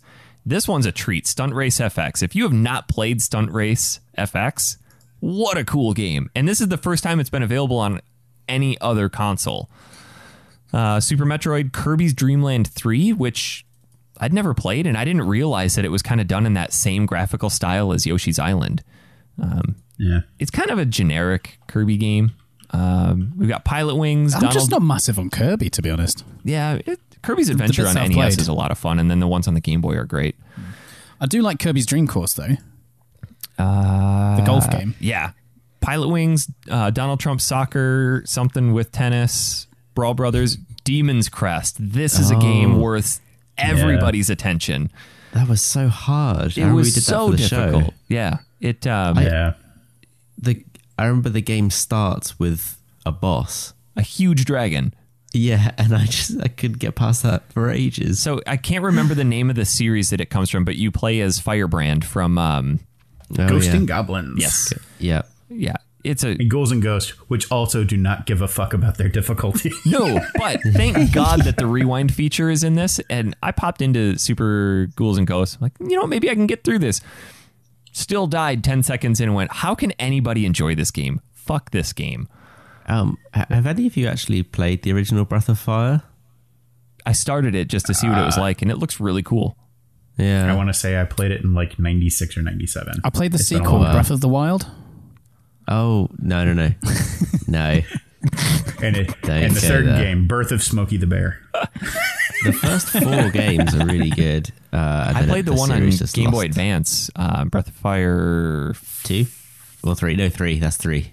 Is it? Yeah. I'm trying to see, but I can't. Yeah, I have it. It's the one where you have the frog character. Yep. Yeah, really cool game. Very good game. We've got Joe and Mac 2, Lost in the Tropics, Excellent game. Super EDF, which I think is Super Erectile Dysfunction Force, Super Puyo Puyo 2, Breath of Fire, and then Super Ghouls and Ghosts. So a lot of super selection in there. Yeah, definitely went with a naming convention. Welcome to the Super Nintendo. It's like 64. All the games on there had a 64 at the end of it. But I haven't played numbers 3 through to 63. Unfortunately, they have announced now that they will no longer be adding games to these services monthly. I'm okay with it. I did put a post on it on our Facebook community, but I was kind of like jokingly saying sad trombone noise, but I'm okay with it as long as like we still get the game. I was kind of apprehensive about what the game selection was going to be based on the NES selection that they'd given, because let's face it, there really isn't a lot of good stuff on the NES selection. Like maybe 5, maybe, that are actually worth playing. I would venture a guess here to say that short of the soccer and tennis, all of these are worth a go. I mean, I'm amazed we got so many at once anyway. Yeah. Actually, soccer and tennis are the 2 that I tried. God damn it, Tom. I just don't understand like what they're thinking, because sports games in general, they're the ones that improve. They're the ones time, that right? improve. Yeah. So I can't imagine anybody is sitting there going, dear God, I can't wait to play Super Nintendo Soccer. I can't wait. That game is so... Like, at least put Mega Man Soccer in there and make it a fun soccer game. For fuck's sake. Well, and not just that, but I mean, like, you missed Super Tech Mobile, which is arguably one of the biggest classic football games of all time. And tennis? How did you miss that? And tennis? Really? Who wants to play tennis? Super tennis. If any, like, what's that tennis game that we played? Oh, Outlaw Tennis. Yeah, but yeah. That's my tennis jam. Is that just cowboy tennis? Yeah, No, people in bikinis and very for the lewd record, comments. It would be weird if they put an Xbox game on Nintendo Switch Online, but you know. I agreed. I don't know. What are some games that you guys hope they kick out here pretty soon or upcoming? Mario RPG, because I've still never played that. It'd be nice to have it on my Switch. Yeah, that would be great. I would have liked ActRaiser on there. Yep. ActRaiser 2, yeah. Yeah. I'd like to see if they're going to do another RPG. I know everybody's going to be like, oh, let's do Earthbound or Final Fantasy 3, but I'd like to see them kick out one of the Lufia games. How about, can we have a rule that nothing on the Switch needs to be anything that's on the Nintendo or Super Nintendo Classic? Because I feel like they've already got a market for that. Yeah, And well, it'd be nice to see a differentiation in games. I was glad to see that there were some games on this release that aren't on there, to be fair. But, Yeah. I mean, I've said Super Mario RPG, that is on the SNES Classic, but... I was super disappointed to not see Mega Man X, because I think that's kind of a definitive I like Super that Mega Nintendo Man game. game. But then you know, they have the X collection and all of that, so I can see why they didn't. Yeah, I think you're seeing a trend where Capcom is getting ready to release big anthologies of games and thus doesn't want them on here. And again, I'm going to bring up Castlevania again because those didn't really appear. Well, this is a bit of a tangent, but there's the news that they're releasing that Lion King and Aladdin. Yeah, talk about a dual pack. collection. Whoo! And the one game that's very obviously missing from there is the SNES version of Aladdin, and apparently that's something to do with Capcom. Wouldn't that surprise me? Yeah, so like they've got the Genesis, Game Boy, Super Game Boy, and I think it was a Game Gear version, and then some random like Final Cut version of Aladdin. And then Lion King, they've got like Genesis, they've got SNES, they've got Game Boy, and something else I can't remember what. But yeah, the SNES version of Aladdin is missing, which is interesting because that's also the one that's different to the other one. Whereas on the Lion King side, the SNES and the Genesis version are the same. I'm really surprised that Disney isn't cashing in and re-releasing the Super Star Wars games. I think they will. Yeah, I mean, we've got a couple months till big releases, but... I think this is the start of Disney doing stuff because they recently took down the DuckTales remaster as well. Off the stores. In fact, That's a shame. In fact, Eric, your campaign against digital games comes to the forefront here because they took down DuckTales Remastered in, I think it was back in August, and they said basically if you buy it, obviously you can download it again, but if you've never bought it before, you won't be able to buy it. Because you're paying for licenses, people. You're not paying for a product. That's right. A lot of people that have PS Plus had a problem because DuckTales Remastered was released on PS Plus, and if you've claimed it on PS Plus, means you can't go and buy that game on your account, which means that people who wanted to buy it to keep it for when their PS Plus runs out could not buy it. Yep. Yeah, that sucks. That's why I have a shelf of games over here because I don't want. Yeah, but no, I think Disney are going to get big on these old games because I listened to there's a internet journalist kind of news report kind of thing, Andrea Renee. I know her husband, a guy called John Drake, he used to work for Harmonix and has worked for Sony for a little while. He has just started a big gig with Disney that's to do with their games licensing division. Like literally a few months ago, and then suddenly this whole Lion King Aladdin thing has come out after that. So I think this is the start of Disney possibly releasing a load of these old things. I mean, I think Disney has the most reason to get some of these games out there, and I don't think any publisher is going to fight them. Especially, I think about the Super Star Wars games, in line with they're getting ready to release their streaming service. And then in December they have another big movie coming out. I think you'll see a lot more of that. But I was surprised to see it not in this initial batch, unless they're going to sell it separately, which is fine. I mean, those games were amazing. So I know I understand why it's not there, but something I would have loved to have seen on the list of SNES games would have been Street Fighter 2 Turbo. Because then you can play online with people. I connect that very closely with that console. Yeah, but that's why it's not there. I know. It's because Capcom released a collection for Switch. The anniversary, which they're not giving nothing away. They're selling. Yeah. It's on a SNES Classic, that though, isn't it? I know you obviously can't play online, but it's on a SNES Classic. Yeah, it is. Yeah, but it's also part of the Switch Anniversary Collection. I'm surprised they didn't throw the Star Fox 2 on there as well. Oh yeah, I think that's still a selling point for the SNES Classic, though, isn't it? If they're going to start releasing these games on the Switch for quote unquote free, they're going to want to keep that selling point. I'm dubious on that though, because they've really, for all intents and purposes, stopped selling the classic editions. I haven't seen them in a long time. I see them every once in a while, but yeah. I'm struggling to find one because someone from back home wants a North American version, and I can't find him one. I think I know where to grab one. Why would they want a North American version? I know, right? Yeah, it's because he's a collector. Because it's more gorgeous. I'll let him off. Looks better. He's one of them. They're like keeps things that are sealed and I so know on. someone like that. To your point, that where is Zombie Ate My Neighbors? Where there are some big Super Nintendo Where's games. Goof Troop? Goof Troop. Where's fucking Super Off-Road? Oh yeah, in the trash where it belongs. So one thing I want to touch on with this though too, I posted something about this in the group that if you're playing this in docked mode on a TV, you might experience some pretty obvious input lag. I noticed it immediately with Super Mario World, and it was actually to the point where I could not functionally play it because Mario requires some very specific jumps, very precise timing, and the input delay was just enough to make it impossible. See, we're a bit back and forth on this because I gave this a go because I played it handheld first whilst I was at work, and then when you said about it, first thing I did when I got home, dock it, Pro Controller. I think at that point it boils down to what the upscaler in your TV is. Yeah, that's my guess is that especially if you're using 4K HDR TV, that they have really again, and it can be down to the model too. They use really aggressive upscalers, especially for 1080p and below content.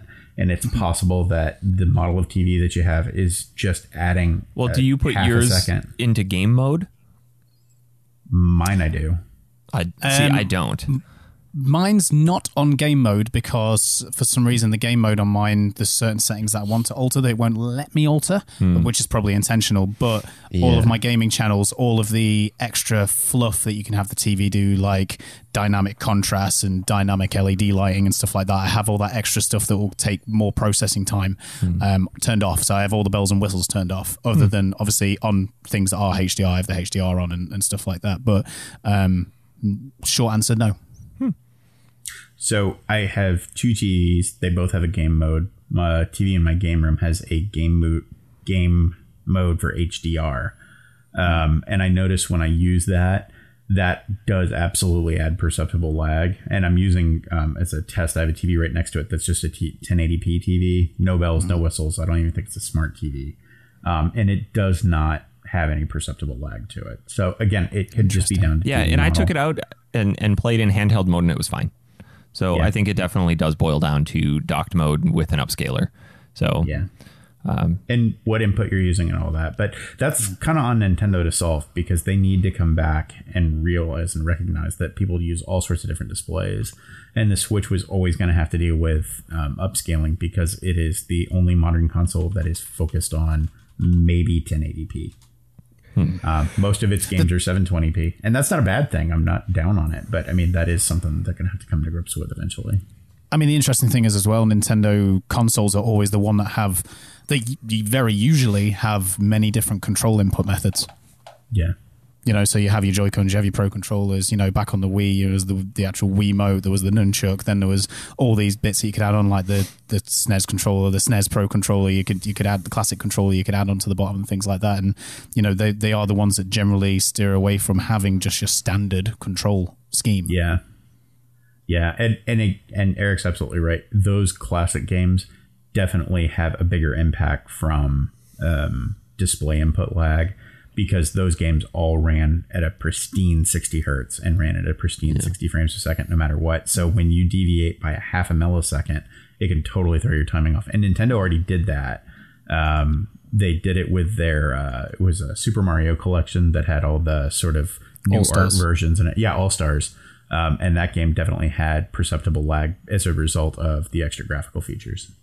See, I grew up with the All-Stars version, so it never bothered me. Yeah. Oh, man. Like, you cannot play the Lost Levels on that one. Yeah, it's just broken. Interestingly, though, the Lost Levels version on the Nintendo Online is the original Famicom version. Much better. Still hard as balls. Well, yeah, I'm not saying it's easy. It's just the All-Stars version, that input lag is unbearable. Yeah, I get it. Well, and especially with the original Mario games, because they had a definite, very unique sort of physics to the game, which, when you jumped and landed, you slid. When you were running, you had a certain amount of inertia to you. So if you start dicking with that, it totally changes the way those games play. Yep. And especially the way I play Mario. Hold down run and just jump. Never stop. Get to the end as fast as possible. Yep. Jump over that flag there, buddy. Crazy. Yeah. Yeah, and in Europe we were used to 50 hertz for most of that era. Sorry, poor PS1 as well. I remember I'd on later games, sometimes they would give you the option when you boot it up. Do you want 50 or 60? Every time I chose 60, the whole TV would go black and white.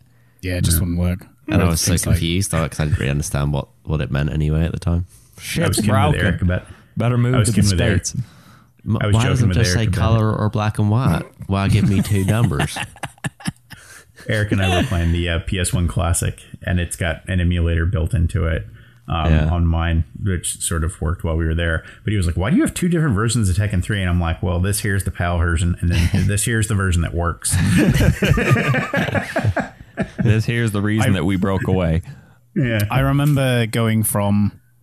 Because which one was the first one that we got that would have been 60 hertz over here? Would have been PS2? PS2, yeah. Yeah, which would have been Tekken 4. Yeah, it was. Or no, it would have been Tekken Tag, wouldn't it? Because Tekken Tag was first. It was Tekken Tag, yeah.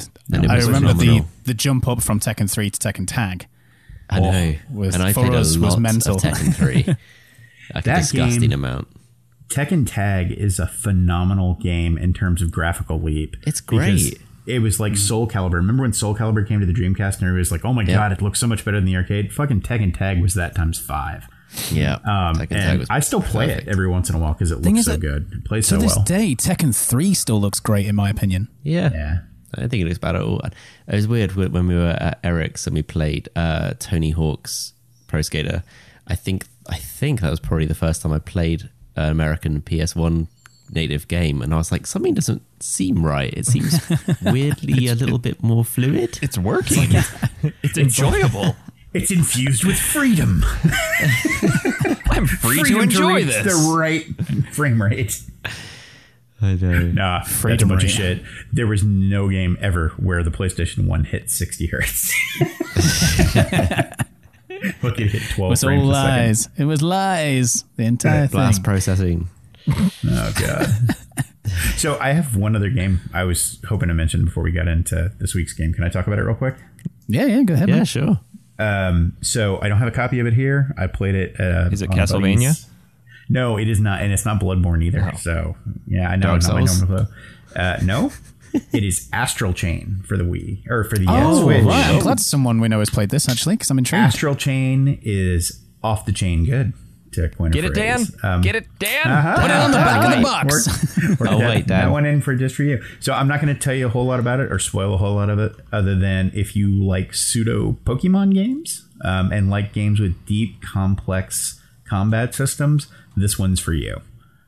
It is an odd mix of the two. You collect sort of you're just a dude. You collect these sort of robot warriors. They all control in different ways. You have the ability to chain combos between them and link between them. The art style is good. The story is really good. It's got a really unique graphical style that is beyond what I thought was capable on the Switch, and you need to play it. It was super good. It's Platinum Games. I didn't realize that. It sure is. Damn it. Damn. And the company that makes Bayonetta. Yeah. And it plays like it. It is really super good. And I don't want to tell you too much again, because it's going to have one of those effects on you more if you get into it and kind of go in at zero and go, wow, this accomplishes a lot. But it's very deep. It's very complex. And again, for a Switch game, it looks amazing. Yeah, I've heard similar things about Fire Emblem Three Houses, that is supposed to be phenomenal. And if you love deep combat systems, but also permadeath and stuff like that, then you can love it. But I'm trying to understand if Astral Chain feels similar, where I don't know if I like it or not, but I'm intrigued. Yeah, same with Fire Emblem. I'm like, everyone's talking about it. People love that game. Yeah, it's sounding like it's a good jumping on point as well, Tom. This new Fire Emblem. I've not played a Fire Emblem game, but the way people are talking, it sounds like you could. I mean, it must be popular if they put that many characters of it in Smash. Yeah, which, every day they add new stuff to Smash. They're getting Banjo-Tooie characters now. The second one. Astral Chain does look really cool, and I hope that they can stick a demo on the eShop sometime. Yeah, maybe. Well, it's a Switch game, so its chances of getting cheaper are pretty ridiculously low. Yes, of course. But hey, it is what it is. It is what it is. But it gets my recommendation. It was really interesting and really fun. 2 thumbs up from Foley. Speaking of recommendations, how about Mark of Kri? Yeah. No, I'm Skid Mark of Kri.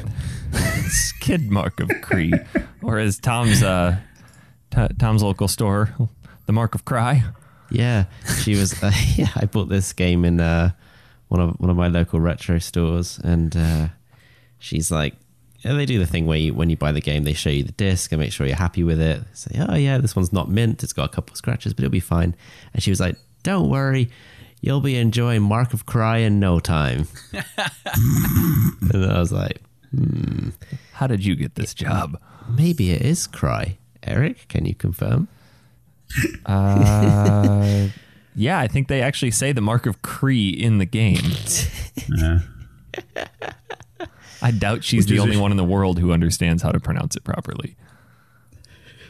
So, yes. It's really a shame there's that much dialogue to it. Mark of Kri, PlayStation 2, came out July 29th, 2002. So pretty early in the PlayStation 2 life cycle. Action-adventure game done by SCEA San Diego. So it is an in-house studio game.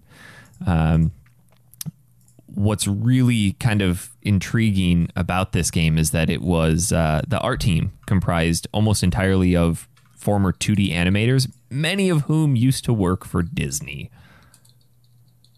And you can definitely see the inspiration for that, mainly in the art style of the concept art that they throw in between for loading scenes, but then just in the general atmosphere and feel of the game. It does, and this is kind of my memory of the game from back in the day. It was like, yeah, it's a Disney game, but hyper violent, because it does look and play like a animated Disney game. It does. And in fact, I think I enjoyed the cutscenes more than I enjoyed the actual game. Yes. It's not a bad game. It's not. It's generic. So it is action adventure, combat based. I think its combat shtick is. I'll argue that it's unique.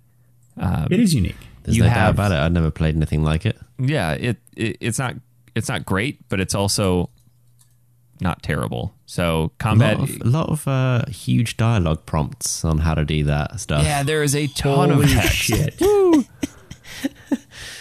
And okay, so can I ask a question? How did everybody play this? Did you play it on original hardware? Or did you play it on PlayStation 4? Original PlayStation hardware. 2.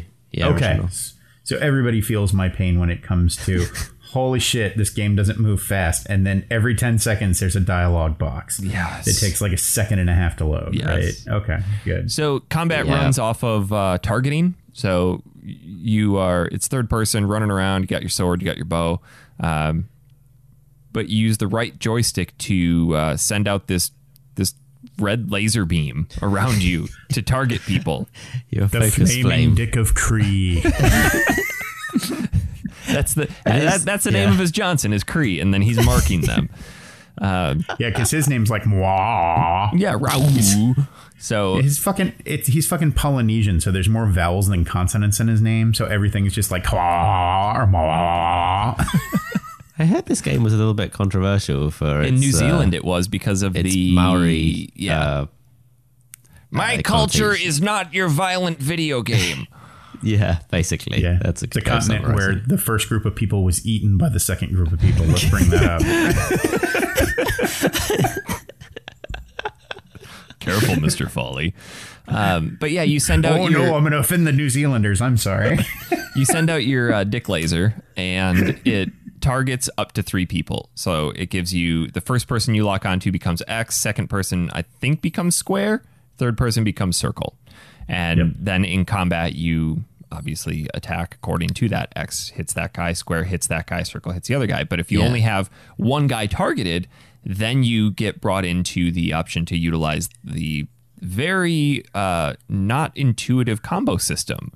So you sort of like you say, if you've targeted someone with X, that frees up your circle and square buttons to create some new combos. So you have to start with the first button that is a representative of the enemy, and then you can start hammering square and circle to try and come up with different moves. Right? Is that that's right? So you can do So if you've got multiple enemies, does that mean you can't combo? Or yes. Bear in mind, I've not played, so yes. So it sort of becomes this fine balance. This is going to sound insane because it is, Mike. Okay. I mean, I've just been looking at some footage of it now to give me some context while you guys were talking. And it just it just looks like a beat 'em up to me. It doesn't look as complex as that. The combat is actually supposed to be. The combat is actually very difficult because the system is kind of broken. You know, you hit the nail right on the head where it's like, all right, hey, here's all these enemies. Now that I've locked onto everybody, I can't utilize a vast majority of the combat system, and it just becomes a button masher. So when I was doing it, I would make sure to really only lock onto one person at a time so that I could maybe 2 at the most. Yeah. But it is kind of a delicate balance of attacking and blocking. If you're not good at countering or blocking, then you are going to die quite a lot. And dying is a very painful experience in this game because it does not autosave. The game branches out from a central hub village, and there's only 6 missions. You go out into the mission, and if you die, you start the mission over. But throughout the course of that mission, you'll find save scrolls, which you can utilize to save your space or save your state in that location. Didn't realize that until I got 2/3 of the way through mission 2 and died. I'm like, oh, okay, well, I'll come back to the next door. Nope, all the way back to the beginning. Can we bring up that breaking the fourth wall with having a scroll of saving should be the best part of this game? Like, wow, I was just wandering around like, oh, I found scroll of saving. Never mind, I'm stupid and can't fucking read. Well, yeah. The combat is a nice mix though of beat 'em up, but it's also a little bit of stealth too. You have I personally like this mechanic of the Raven Kuzo. So you've kind of got your Raven familiar, and around each of the levels there are these blue spires of light that you can send your Raven to, and he'll perch, and then you can see through his eyes, and it gives you the ability to scope through ahead of the world and kind of pinpoint where enemies are and kind of plan your attacks. Or you can send him to like these red lights that will manipulate the environment in some fashion, like drop a ladder or flip a switch or something like that. But your familiar does allow you to see further on into the level and plan things out. Eric's being generous. Can I add something here? He mentioned the stealth mechanic, which there is, which is derivative like everything else in the early 2000s. Like, oh, Metal Gear did it. We should add a stealth mechanic. But when you stealthily attack an enemy, you do it by picking him up and most of the time beating the shit out of him against the rock. So he's as loud as possible while you're killing him. Let's be honest here. Like, this game is brutal for its time. It was brutal. Oh, it's brutal. Oh, it's brutal. Oh, God. But not the brutal with Jack Black, to be clear. Yeah, it is. Jesus, let's not even talk about that game. Yeah, it's hyper violent, which for a Disney film game, it's really violent. Yeah, you've got your basic attacks, but then you got your finishing moves, or you're cutting people's heads off, or stabbing swords through people's face.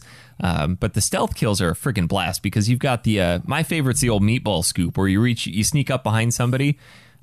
And this is where I always messed up on this, because I forgot. Yeah, you have to put your sword away, then you have to sneak up on them, and then you have to send out your dick laser to target them, and then wait for the X symbol to become solid, because if it's not solid, you'll miss your attack. But the meatball scoop, you'll run up behind, you'll stick your arm between their legs, and then just full on palm cup the Johnson and lift them up, flip them over, and stab your sword in their face. It's the coolest finishing move.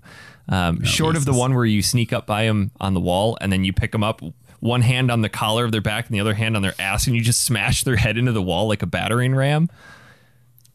Yep, that's my favorite stealth kill, and I'm using my quotey fingers there because that makes a shitload of noise. Oh yeah, yeah. Or when you stab his face through, you stab your sword through his face into the rock, that's going to make some noise. Also, the enemies in this game are a lot like Helen Keller. So you can do all of this with two enemies standing next to each other, and one won't notice the other one's being like both rectally and orally assaulted by Gua. He'll just stand there and look around like, what? Something's happening. What?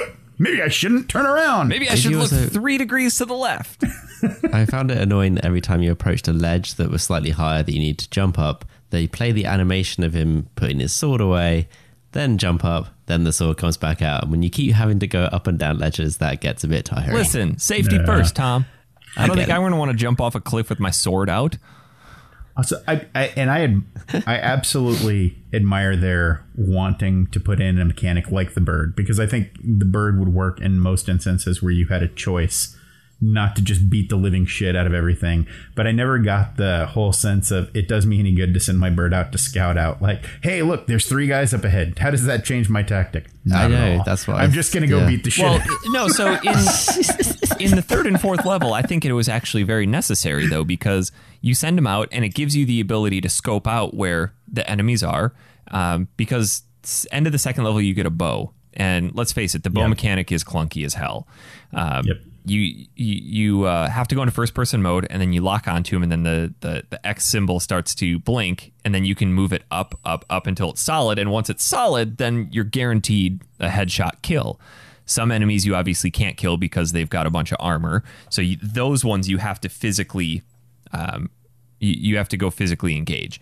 So I think what that allowed you to do is see where all of the enemies are that you could pick off with your bow and arrow, so that you wouldn't be overwhelmed with archers and then just little peons while you're taking on the armored enemies. Okay, that's fair.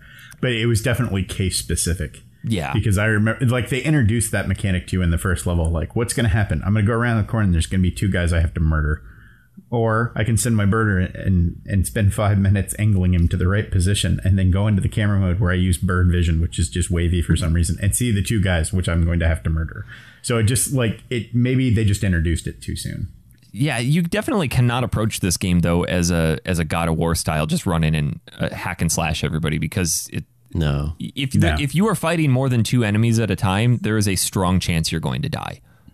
Yeah. But I did notice, I found a way to kind of cheese the combat system with, if you get the enemies attacking you that have the armor, you have to continually break through their 3 or 4 or 5 different layers of armor before then you can actually start chipping away at their health. But if you only lock onto one of them and then you just alternate between circle and X, circle and X, circle and X, he'll eventually do a sweep maneuver that just sweeps them off their feet, and then you can stab them in the chest. And that's how it worked almost 100% of the time for me doing that. Yeah. But yeah, you cannot approach it as a straight beat 'em up. Like, if you get into the sections in the Haidako Woods or whatever the hell they're called, the last 2 rows where it's just trees and then like 15 enemies, you can't just charge in and start attacking. You do have to be a little tactical. But you could, there's another way I found you could cheese. Enemies had a very finite line where they could approach. So if you just found out how far forward they could come, you could just run back and then just pick them off with your bow and arrow. Oh, I didn't know that. So what I would do is I'd go up, I'd knock all their armor off, and then I'd come back to where they couldn't attack me and then just pick them off with the bow. Well, because their Pathfinder, like... There's just a very clear wall, like, oh, can't come any further. Got it. Yeah. Yep. That makes sense. Because the worlds are quite big, and obviously they can't just have the enemies that you find later on traverse to the other side of the world, right? So that makes sense that there's boundaries. Yeah. There is a little bit of branching paths, and there's collectible items within each level, and the diamond that increased your overall health capacity, like your health capacity reset on each mission, didn't it? Yep. Which I thought was ridiculous.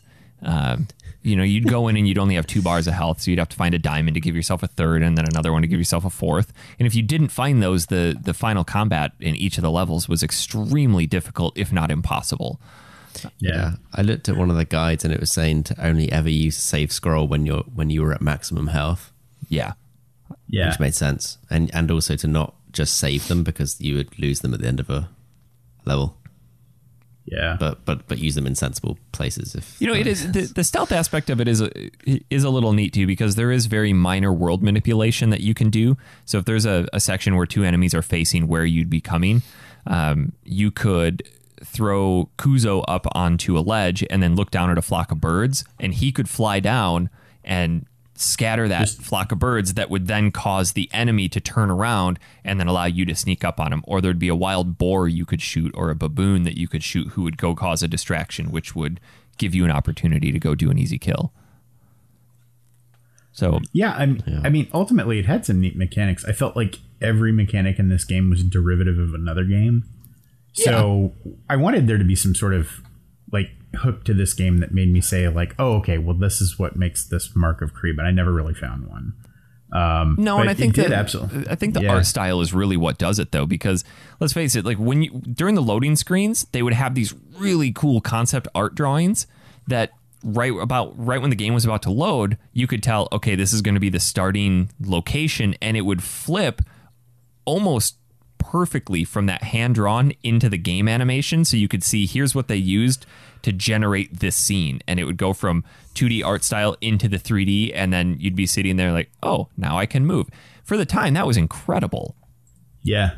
Well, and I mean the nice introduction of just having a blank canvas and have that sort of overdraw effect where you could actually see them sketching it out was really neat. Mm-hmm. If I have any gripe there, it's you should have slowed down the sketch. So while we waited for the 3D world to load for a minute and a half every time, like those would sort of marry up. Yeah. But yeah, I mean, it's funny because you said Disney. It reminded me a lot more of like a Don Bluth movie. Like the original Dragon's Lair and Space Ace and all those. Like it definitely had that art style to it. Looking at the art style and the character model, it looks to me like they should have just made a Krunk from Emperor's New Groove game. Yeah, he was definitely inspired by The Rock. I would have played that. Say that. The music in the game, though, also used what's called adaptive music, and they actually developed a bunch of techniques specifically for it, where the audio was very tightly synchronized with what was happening on the screen. So if you were to be spotted, it wouldn't just flip into another musical score. It would very quickly turn from that and then sync into something else. So everything was very tightly synchronized. The music, the soundtrack wasn't really anything to write home about. No, but it was atmospheric. I don't know if I'd quantify it as music, as more just sort of like a low sound tone that existed in the background. And they did do a great job tying each of the sort of levels to a sound design. I thought that was nice. The one thing about the combat that we didn't mention is that you do have to be conscientious of where you're fighting, because, if you're fighting near a wall, you're not going to be able to attack the enemy. Your sword will bounce off of that. Or if you're fighting near any trees or barrels, your sword will get stuck in those. As annoying as it was really cool for the time, because I forgot about that. Yeah, a lot of times back then combat was like, oh yeah, my sword's just going to swing through this wall and hit this person. No, it's not. Yeah, I got to play through the tutorial twice, which was a real treat. Oh, fun. Oh, God, the tutorial sucked. I had to exit that as quick as I could after a while. Like, oh, please, no. And after every level it asks you, do you want to go back to the tutorial? Want to train? No, I don't. Train with me? Nope, I do not. I will figure it out through dying. That's more fun. Yeah, exactly. Or through opening the menu that made it look like a Doc McStuffins video on how to identify shapes. Here are all the combos. That's just a bunch of shit. Square, square, triangle, triangle, square, square, circle, circle. Fuck this, I'm done. What is this, Batman? The story. Whoo boy, this story. Is there one? I don't know if there is. Seriously. Go that way, kill shit, Army of the Dead, and Baby. In this world, barkeep. Yeah. In this world, there are 6 families who have been cursed with a mark that gets passed down from generation to generation. If the person with the mark dies, the next person born in the family then has the mark of Kri. And what that mark does, fuck if I know. But halfway through the game, you are given a quest by this dude known as the Dark One, which should have given the hint right there. Like, okay, don't do this for him. He tasks you with going to find a scroll in the woods. And you bring it back to him, and it turns out to actually be the skin containing the mark of one of these families. And you come to find out later that he is a leader of the Kasai, which they are this evil tribe that wants to take over the world. And you're given this cursed money, and it's the dead baby scroll. Yeah, that's essentially. They allude to it earlier in the game. You keep finding these little sort of story check-in points where they're like, well, if you were to kill a baby and the baby were to pass into the world, like, it would generate this scroll. And I'm like, oh shit, are we going to start killing babies? This game just took a dark turn. Then you have to, then you're told one of the missions is you have to go find a tree and eat fruit off of it. Yeah. And after you do that, the Oracle tells you to do this. The Mark of Kri and his destiny, he has to protect this captured boy who is captured by the Kasai. It's super generic. Is essentially what it boils down to. It's very short as well. Yeah. The whole thing is about staving off what the return of the army of the undead. So this is just an Evil Dead plot point stole off. So, I mean, it's fine. Yeah, but you get towards the end where you have to save that boy from being sacrificed, and you don't. He's already been sacrificed. Yeah. So yeah, we are killing babies here. When did you first play this game, Eric? I played it when it first came out, and I think that I really only played the first 2 missions of it, because anything after that, I don't remember. I remember going maybe up to the 3rd. I remember the woods. I got to the keep mission, and Dan said he hated that. I loved the keep mission. I thought that one was really well designed. I liked the stealth. I liked the way things were laid out. It was a really nice blend of tactics and combat. But yeah. I ended up calling it quits on that, because if you mess up, they are unrelenting about it. So there was one spot where you had to pick off a guy. So later on, you get enemies that have a horn, and if they even remotely smell you, they'll blow their horn, and a bunch of people come rushing out. And you're like, well, I'm dead, and I hadn't saved, and I was trying to pick this guy off from a distance, and he was facing the other way, and as soon as I fired, from the time my arrow loosed until the time it hit him, he turned around and blew his horn, and a bunch of people came out. Obviously, my arrow killed him, but he'd already notified everybody. So it's frustrating. There's a lot of really frustrating aspects to it. I think objectively, it's a neat concept. It's kind of a fun little romp through action combat, but yeah, it's really nothing special. I believe that is the point at which I stopped playing the Mark of Kri. Now, it's like, nope, I'm done. Apparently, the Rise of Kasai, the sequel, is much more polished. God damn it, Eric! You got to start with the first one, which is why we didn't do Spider-Man 2. This is true. To use my words right back at me. Yeah. Yeah. What's it called? The Rise of Kasai, which is the reference to the Dark One. He is a member of the Kasai. And it's a sequel and prequel, right? Because I know that one you get to play as a lot of the characters that appear in the first one, but you don't really play as them. Oh, you can like lock on to lots of enemies on this one. Yay. They had to have a 6-axis so you could just like... Oh, God, no. Oh, that's also on PS4. Yeah, they did it as a combo. Yep. Ah. I believe. Fair enough. Yeah. My biggest frustration with this game was definitely the load time. I think that's what scared me off of finishing it, because every time you die, it's like a solid 2 minutes to get back into it. Yeah. Just get good, don't die. Uh-huh. Now, when it came out, the game was really well received. It averaged 8s and 9s across the board. But it's definitely a prime example of something that has not aged well. Yeah. I think you got to look at these things objectively in their time, though. Like, this was one of the it was the first game of its type in that vein where it's hyper violent in this graphic style, like Manhunt. Yeah, in this cutesy Disney movie kind of way. Yeah, and I think that's why I picked it, because that was my memory of it. It's like, yeah, it's Disney, but really gory. Go back to something, I don't remember who said it, but it was on the last show where they were talking about a game where you just go into Bambi, but it's a first-person shooter. That was tough. Yeah. Y'all got that 3. Bambi simulator? Bambi 3, fuck thumper. Hell yeah. Yeah, it's just a DLC pack for Big Buck Hunter. That was it, yeah. Yeah. Y'all got that Bambi DLC? No, I mean, I didn't think this was a bad game at all.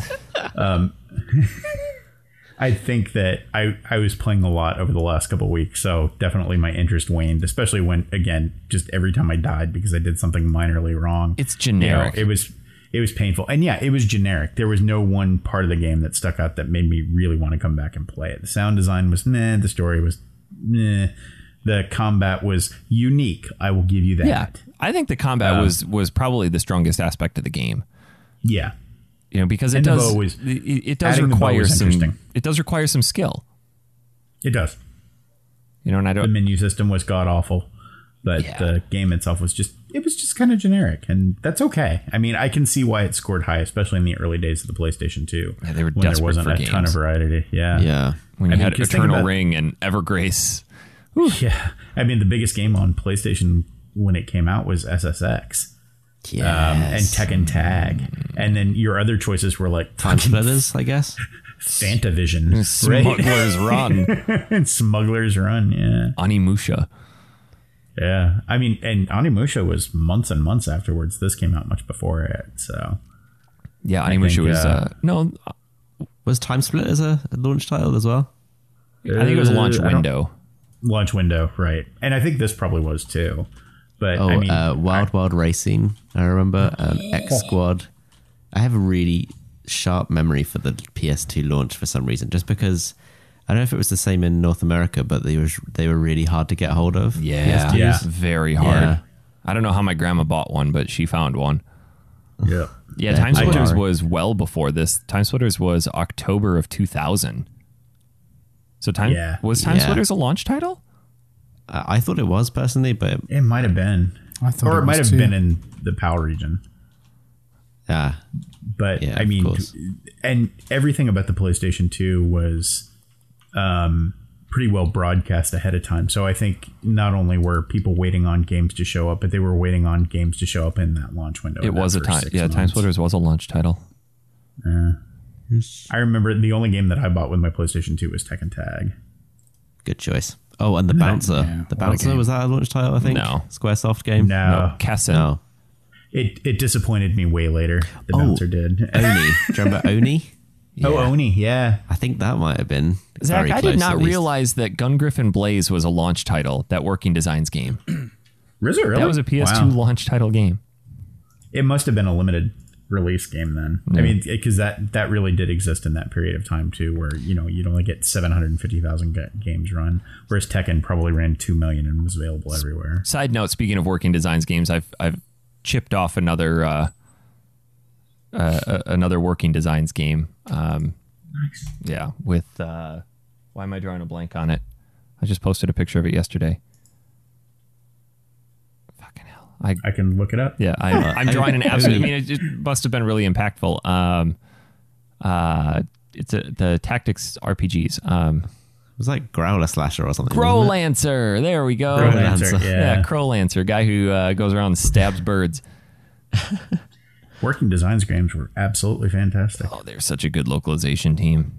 I think that's a very unhealthy collecting goal for me, is to get all the working designs games. Yeah, a lot of those are not cheap. I think I'll probably... especially when you get into the Genesis era. And the Saturn. Oh, God. Yeah. Yeah, I actually chipped off another Atlas game on my list this week. I'm pretty happy with Dungeon Explorer for the TurboGrafx. Oh, that's cool. Ooh. Yep.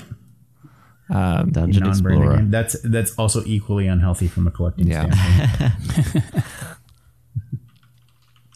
I picked up a... don't need to retire. Is there anything else we want to talk about with Mark of Kri? I mean, I had higher expectations for this, honestly. I think this is a good example of... This was your choice, wasn't it? Yeah, it was. I think I had better memories of this. This is a prime example of, rose-colored glasses looking back at a game. Like, yeah, that game was a lot of fun. It was really cool. It'd be really neat to revisit that. Like, no, it's not. It's I'm glad I played it, because it's one of those games that you hear about all the time, and I didn't play it at the time when it came out. Mm-hmm. So I'm glad I played it, but I can definitely put it on my shelf and go, I'm not looking at that shit again. That one's going to go right next to Spirit Tracks. Yeah. Exactly. Yeah, I think I feel probably the same way about it. I would probably... It's a victim. I'm glad I didn't play this. Yeah. Lucky you. It wasn't terrible. It wasn't terrible at all. It didn't age well at all. It felt weird to be oddly quiet for me. Go. It took you forever to find that game. It did. For some reason, it was hard to find in Canada. Tom, let me see that box again. How many fucking stickers are on that thing? I know, Jesus. Right? Good Lord. Is that like the page of a book taped to the front of it? Also, like, look at that. Oh, God. Case. Jesus Christ. That's good stuff. Speaking of that was like finding this game and the cover and everything, if you're not part of our Facebook community, like every single week when we do our questions thread, Dan will usually terribly Photoshop Eric's head into like the game cover. And if you've not been on our Facebook community, or you're part of our Facebook community and and haven't spotted it yet, find our questions thread for this, because Dan has outdone himself. This one is Eric's head. This one's something special. Oh boy! Like, he's outdone the Kingdom Hearts one, which was my favorite, where you were the moon, or the Riddick one. Yeah, this is wow. I was looking at the cover for Eternal Darkness. It looks like you could easily fit in the moon there as well. Excellent. Hey, I'm pretty proud of the Final Fantasy VIII giveaway picture that I did of myself. Oh, you did that? I did that one. Yeah, it wasn't me. Even though I posted it, it was Eric who did the work for it. Yeah. So again, if you've not been on there, it's the "you're the best looking guy here" thing, like meme from Final Fantasy VIII, but Eric's pixelated his own face into the skull face. It's a very unattractive picture of me doing my McDonald's chin, but you can't really see that because I had to edit it out. So it does look, it's kind of that creepy sideways glance, all pixelated. So, yeah. Brilliant. Speaking of the questions thread, we did only have one, which I will find. I've got it. I got it. You got it? Maybe. Is there actually a question? No, I'm here. I got it. It's from Dalton Sutor. I remember playing the demo for this on a PlayStation Magazine demo disc, RIP. My question would be, did you guys ever sub to the magazine? And if so, do you have any demos that stand out in your mind that really sold the game for you? Wish me luck during this hurricane. Oh, I'm hoping you made it. Yeah. Yeah, Morgan Moore showed a couple pictures and videos of it just destroying wherever he's at. I think he's in Nova Scotia. Yeah. I don't think there was much impact in the States, so I think Dalton's probably okay, but yeah. I think Welcome he's to posted hurricane since. season. It's somebody who just moved from Florida 10 years ago. Have fun with all that shit. To the question, no, like I never subscribed to a magazine, but there were certain PlayStation magazines that I'd just buy every single month, and demo discs in terms of like influencing me to buy certain games. I would. Well, it would have taken me years to do so, but I remember both Metal Gear Solid and Resident Evil 2 were two games that I knew nothing about and played the demos of and fell in love with. And they made me want to play those games. I'm trying to find a list of the demo discs that were included, and I can't. Yeah, so many demos. The Metal Gear Solid one was OPM. Metal Gear Solid 2. Yeah, it took you all the way up to the... You could go up to all the way to the point where you met... You would stop being Snake. That's a big demo. That was in the Zone of the Enders, wasn't it? Yeah, it was. No, the original Metal Gear Solid I'm on about. Yeah, the original. Where you go into the vents, you see Meryl, and you go to drop down to meet the chief, and you literally drop down into the chief's cell, DARPA chief. That's it, DARPA chief's cell, and the demo ended there. True. Okay, true I story. never played the original Metal Gear demo, but that's a really decent amount of game. I beat the shit out of a senior citizen getting that demo disc. What? Because it came out. It was a big deal because I'd been reading about Metal Gear Solid. I was in college at the time, and I did not subscribe to the magazine, but I knew it'd be on shelves. I walked into I think it was a Winn-Dixie, and I could see from where I walked in there was one fucking copy of this magazine left, and there's this horrible, horrible old woman who would not get out of my way. And she was standing in front of like two magazines. Well, as I was standing there, like three more people that I went to school with walked up behind me and they were like, "Oh, there's a magazine in the demo disc." And I totally just fucking hip checked that old lady to get her out of my way. She went down like a ton of bricks. Oh my God. I didn't even feel bad. That was a great demo. It's like, I'm not losing that because of you. That Metal Gear Solid 2 demo I think you're on about, it doesn't take you all the way up to the end of the tanker. I think it takes you up to... It's amazing. I thought it took you up to the door that you go through that takes you up to the bit where the army are, where the navy are. I thought it took you up to there. So you fight Olga on the ship, and I think you...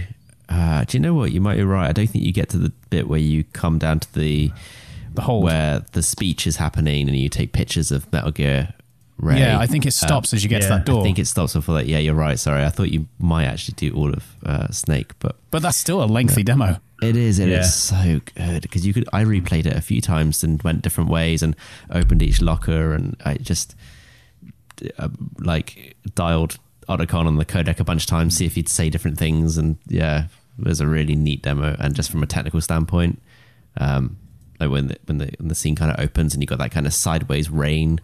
And the bandana is kind of flowing and he's splashing through puddles and stuff. I thought, this is next level. Yeah, I think it actually ended that. I know the Zone of the Enders disc did. It ended right after the Olga fight because the last thing was the drone that came down and took a picture of you. Yeah, and then it flashed you through footage of it. So cool. They got you to fight a boss though in the demo. Yeah, that was pretty neat. Yeah. And it still had, remember it had all that footage of, that didn't actually show up in the game of like the hallway flooding and all that. Yep. Yes. Which was wonderful misdirection at the time. Yeah. Well, that was the whole game, wasn't it? Misdirection. Yeah. But I mean, to this day, I'll still go back and play Metal Gear Solid 2. Which also, just a quick plug for Game Pass, the HD versions of the Metal Gear collection showed up on Game Pass this month. Very cool. And those are the fixed versions that are actually good. That are, upscaled to 1080p and all that. Not the original disc versions, which were ass. Oh, really? Because I've got the disc version on PS3? Yeah, PS3. Yeah, if you play the disc versions of those, just make sure you sit through whatever hellacious patch you have, because when they came out, they perform like absolute shit. It's been patched. Oh, okay. That'll be why I've not seen any problems then. Okay. Yeah. But yeah, the Resident Evil 2 demo as well was amazing because you started the game and it had like, I think it was like either a 10 or 15 minute counter timer on it, and I just tried to get further and further and further and further every single time. And I remember I definitely got up to the STARS office, got the unicorn coin to put onto the fountain, got all the way back down to the fountain, and then started going back the other way where the arms start blasting through the walls. And I don't remember getting much further than that. I don't know if I ever got to the end of what is actually there for you to play. Because if you got to the end of the type of stuff, get like a splash screen that says "Thank you for playing," and if you want to buy it, go to the Oh man, but I'd never played a Resident Evil game. I didn't even know Resident Evil existed, and I played that demo, and I was like, "Wow, this is incredible! I want to play this." I remember the original PlayStation came with a demo disc that had, I think it was Jumping Flash and Battle Arena Tishin and a couple games on it, and that was pretty impactful for me because I really got a PlayStation original.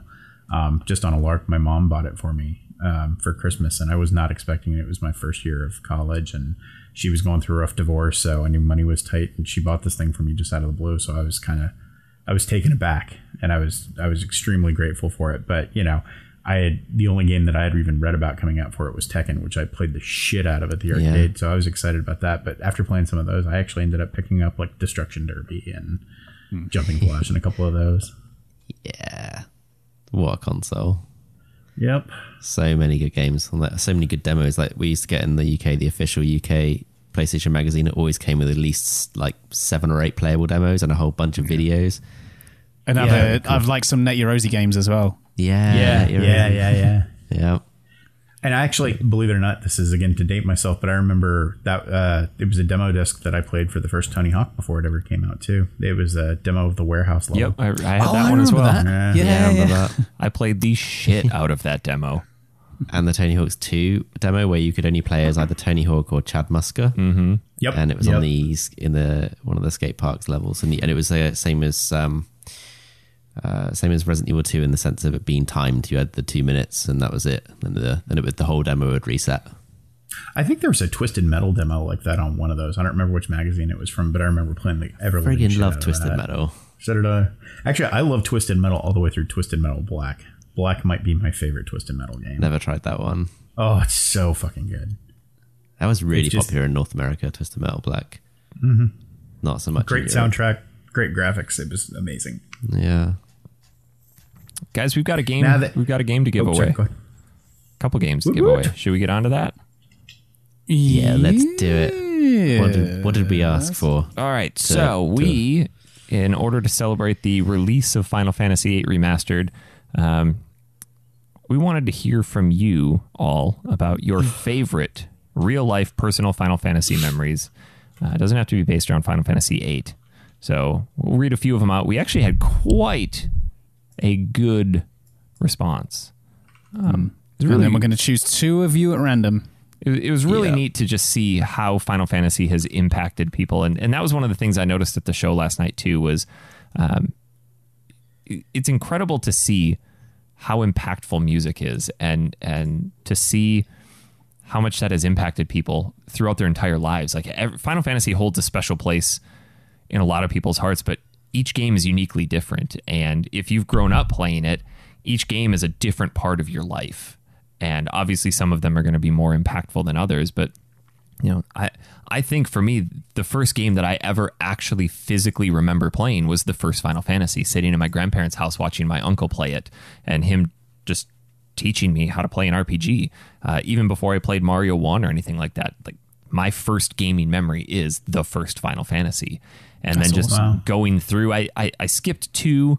I didn't play 3/6 right away, but then I jumped back in with 7, 8, 9, and so on. And they've just been so impactful through a lot of my formative years. And just to hear how Final Fantasy has impacted a lot of the people in our community is just, it's awesome. Yeah. Heck yeah. We had so many good entries as well. I read through them all over the last couple of days, and I wish we had time to read all of them on the show, but it would take a long time. So I was so surprised that we got so many great ones and very personal stories. We did choose at random before the show started, so the people that we read out, we just want to make sure that we let everybody know that it was a completely random drawing. But what are some ones you guys that stuck out to you that you want to share? I can't remember who it's by. Let me find it. I'll know which one I want to read out. But if you want to go ahead with any you've got. Where did it go? Oh, I like. I think this is the right one. Joshua Thomas said, "I'd saved all summer to get myself Final Fantasy VIII and the new PS1 with attached LCD screen. Finally, I could play anywhere I wanted without being confined to my Game Boy Pocket. I was engrossed in the game, but I'd forgotten to buy a memory card. No worries, I'll go to the store after school tomorrow and get one. But that means I need to leave the game running all night so I don't lose my progress. I'm a genius. I'll put it on a book next to me in bed so nobody comes in and turns it off before I have a chance to save my game. I wake up the next morning. Why is my pillow so hot? I rolled over onto my PlayStation and smothered it with a pillow. The plastic casing has actually melted slightly from the heat, and the disc cover is barely touching the top of the disc as it spins, making a faint grinding sound, but it's still running. Better get that memory card before it changes its mind." God, I would have been, Eric, that was the one I was looking for. I would have been so pissed off had I just spent all that money. I liked Matt Hallmarks. He says, my best memory was playing FF8 on my PS1 with the tiny LCD screen in my bed when I was supposed to be sleeping and using the back of my fingernail to power up my summons as fast as I could. And I just remember that because I had that exact... The PS1 with the tiny screen was the one console I took to college. And I had it set up the same way, like on my kind of nightstand, just kind of folded up, and I could lie down and look at this tiny PS1 screen. I used to play Final Fantasy on there every now and again. I still have mine with the car charger and all that fun stuff. Yeah, it was cool. Yeah, it's a neat little system. Worked well. Yeah. Sarah Irvin. Is it Irvin or Irvine? She can correct us. I beat Final Fantasy VIII while living in a van when I was 17, thanks to a surreptitiously that word. Anyway, placed extension cord. I think that game meant more to me than any other Final Fantasy because it gave me some distance from a shitty situation that I had no control over. It's a favourite memory for me because it gave me the ability to take a negative and spin it into one hell of a positive. Life lessons, courtesy of Final Fantasy.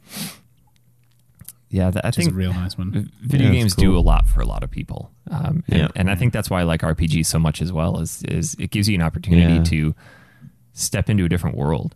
Final Fantasy VIII for me kind of came out at that same time where I was going through a really rough patch in life as well. Obviously not like that. For me it was more just depression, anxiety, and I just needed an escape. And I remember my grandma picked me up from school one day, and she's like, "You know what? Let's just go." They had a house on the lake. Like, just come out, spend the weekend with me. We'll hang out. Let's stop at Best Buy, see if there's anything.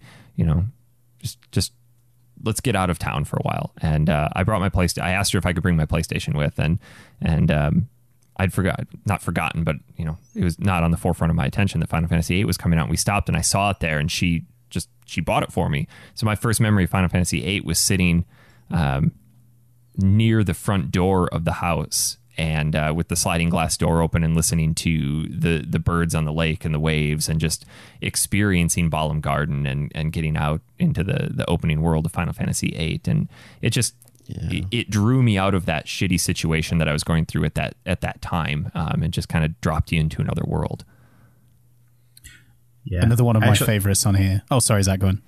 Oh, no, I was just going to say, I actually like Robbie Austin's story that, he had never really played it, but got into it after playing Final Fantasy 15. And I think that's great that people can find it as an entry point, no matter where they are in their sort of game career. Yeah. And I always call it a career because once you get really invested in games, it's worse than a job. Oh, yeah.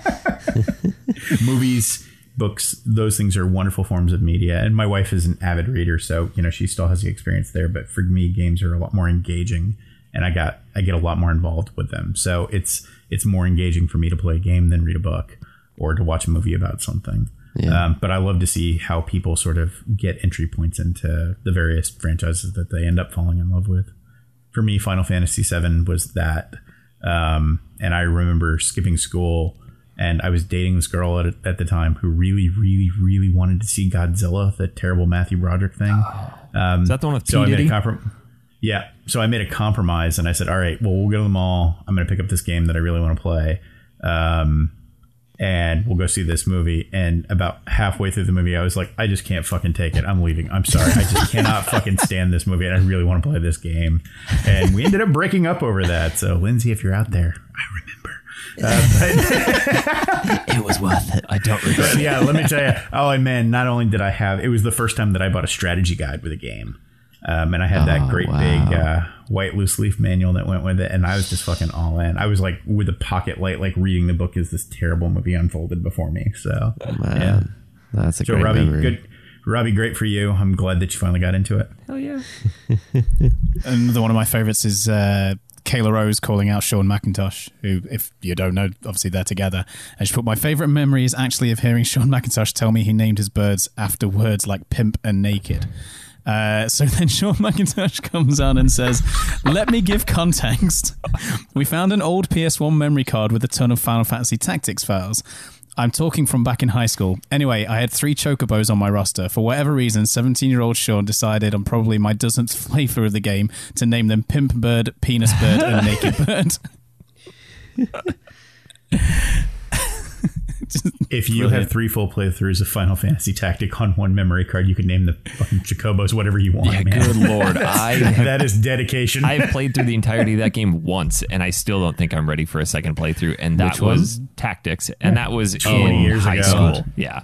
God. I think I got a better end of the deal on that because my buddy had that, and I had just bought Dark Cloud for PS2. And Dark Cloud 1 was a great game, but Tactics at that time was really hard to find and still really expensive. And he's like, oh, I'll trade you for it. I'm like, fuck yeah, I'll trade you. Dalton Absher Jr. We've got a lot of Daltons in the group. Maybe not the greatest memory, but still a favourite that I laugh about now. I was about 14 when I was first playing Final Fantasy 3. I was playing in my living room, had a glass of Kool-Aid sitting on the floor. While I paused the game, went into the kitchen to make me some food, probably some bagel bites. I was gone maybe 5 minutes or so, and when I came back, I took a gulp of my Kool-Aid, and it turns out I was covered in ants.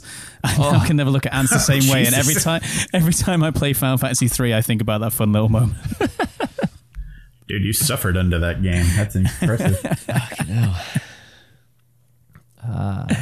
Jason McGill's is really long, but essentially he says, I gotta say, memories of Final Fantasy series are there, but not as nostalgic. Even worse is that my very first entry wasn't even a Final Fantasy game. Read Final Fantasy Mystic Quest or Final Fantasy USA. Your standard entry level RPG as stated on the box. So I never tried that one. It's okay. Yeah. It's not as bad as everybody gives it shit for. Some idiot called Daniel Curtis says, am I allowed to win? My favourite bit is the North Choral music.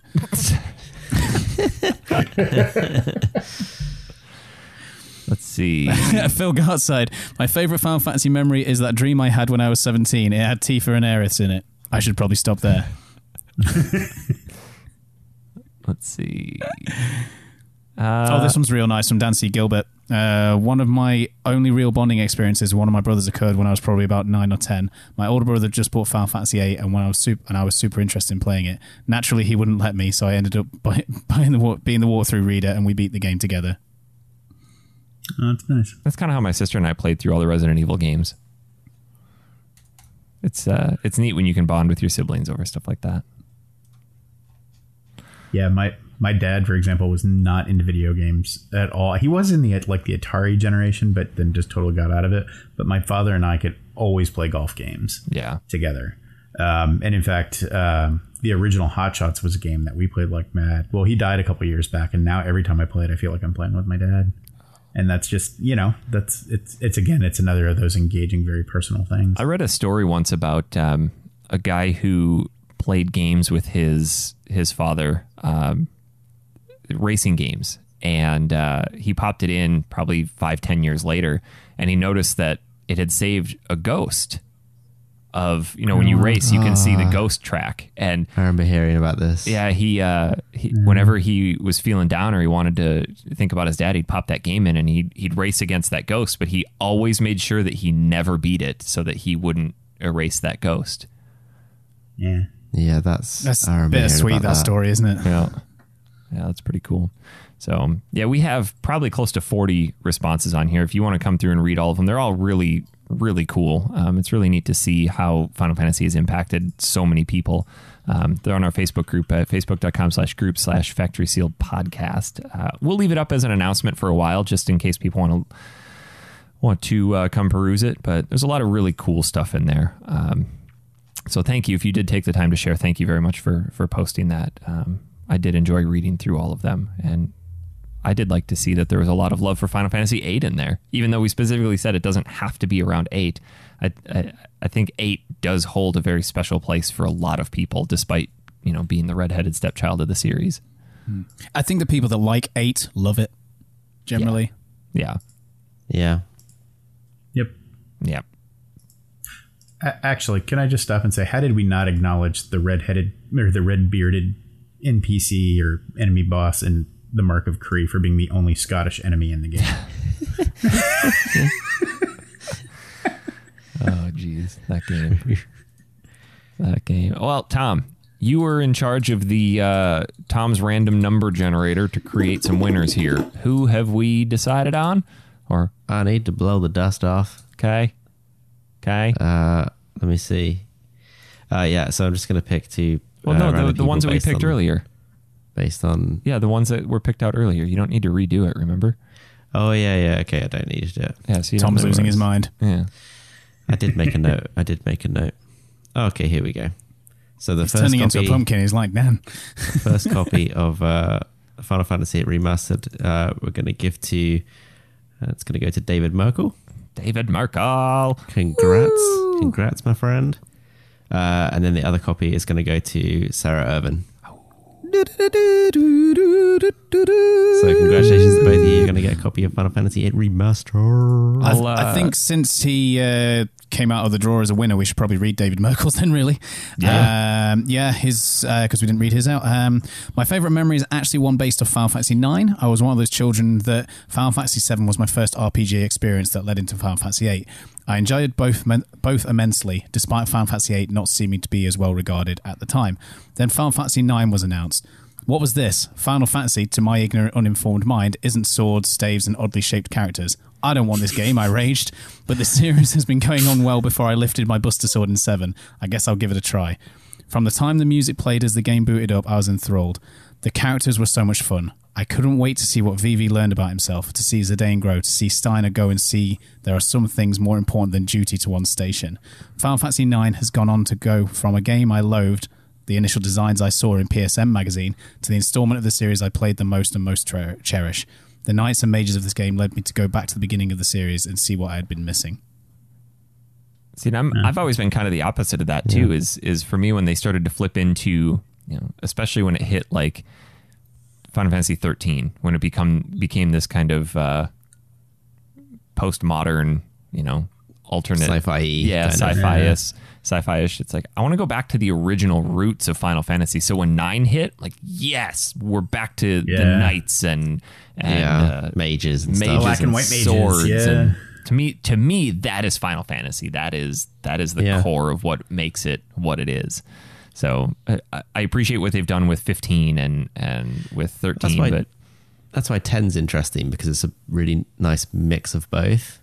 Yeah, and I think that's why I like 12 is because it's this really intricately fleshed out version of that medieval representation with a little bit of mix of that sci-fi futurism. Modern stuff, yeah. Yeah. So, Congratulations, guys. Reach out to me with what console you'd like it on, and we will get you a copy. I won't reach out to you first, so make sure you reach out to me because I want to make sure you hear it on the show and be surprised. I think they're both US based. Yeah. So. Oh dear. Okay. Well, that should be easy then. Yeah. I like the Sarah Irvin one. She's got the correct surname for it. Yeah, she does. Let's see. Let's take a quick peek at what's coming up. We have Dan's marathon game of Project Eden. Have fun with that. We got a message from him whilst we've been recording this, by the way. He's finished it. Oh, good. Thanks, Dan. About 15 hours he did, apparently. Thanks. So that's about 30 hours for us. Horse shit. Yeah. That would take me forever. Then we've got 70 Eternal hours. Darkness and Luigi's Mansion are our next 3 games coming up that carry us through the end of October. Yeah. Very nice. God, I can't believe we're wrapping up to the end of the year already. Yeah. Eric, are we going to mention our yearly contest will be coming up soon? Yes. Obviously, we haven't got a date for it yet, but... Yes. The Sega Genesis Mini, that has a release date, doesn't it? Yeah, but I mean, like, for the actual contest, because I think we're going to need more time than... When does the Sega Genesis Mini come out? Let me have a look, dear. It's not long enough. I think it's in September. Oh God, September 19th. That's what I mean. So here we go. Annually, we have, this will be the third annual factory sealed straddling contest, which yields some very impressive results. We will post some details on it, but essentially all you have to do is post a picture of you straddling something. There are very basic rules. I will post a bunch of reference pictures, but both feet must be off the ground. One hand must be up in the air, and you must not look like you're enjoying it. Those are the basic rules. Expressionless, deadpan, serious. Is there a pinky qualifier this year? I mean, anything that you do to be unique about it will add points to it, because this is one of the few contests where we will actually judge your entry. It will not be random. It will be completely judged. So know your audience. The winners in the past have really knocked it out of the park. I think the first one that we did with Scott Girardi, where he straddled that giant fish, that was that was last year, wasn't it? That was last year. That was last year, because I think he didn't he it was win? a Super Nintendo one, wasn't yeah. it? Yeah, and then wasn't it Chad? No, Chad got beat out by The arcade cabinet. Quentin, By Quentin. because we did a random draw that year. That's right. But that was the year I did the tiger. Good Lord. yeah, the quality of the picture, the framing, everything. Make it as creative as possible. But we'll definitely post. We'll post details on that coming up. But Yeah, keep an eye out for it. But we'll make sure it covers over multiple shows, so that those of you that aren't part of the community will know that it's up there if you want to come and join us and join in. this is my favorite part of the year. I love when we get to do straddling contests. I was a bit worried last year because we didn't have any entries for the first few weeks, did we? Yeah, but then they came flooding in. I think we'll have a lot more now that we're 3 years into this and people see how fun it is. And the community's grown as well, so Yeah, it'll still be as ridiculous as ever. Then Gonna have to limber up. I think we should probably mention, just so people can start planning on whether or not they want to partake. I know we're still 3 months away from it, but we are going to be doing a factory sealed Secret Santa again this year. So I'll post some details out on that probably mid-October, but just giving you a heads up that we will be doing that again this year. So I forgot that was a thing last year. yeah, that was great last year. We had a really good turnout for it. So guys, that's going to do it for this week. That's going to do Absolutely. Tom, Tom, what are you going to do with yourself now that you're done with your side quest of Horse. dumping bodies in a lake? I put the controller down and I thought, the hell do I do now? Mark of Kri is not going to go back in that system, so what am I? And then I thought, well, Why did you play Mark of Kri in your PS2?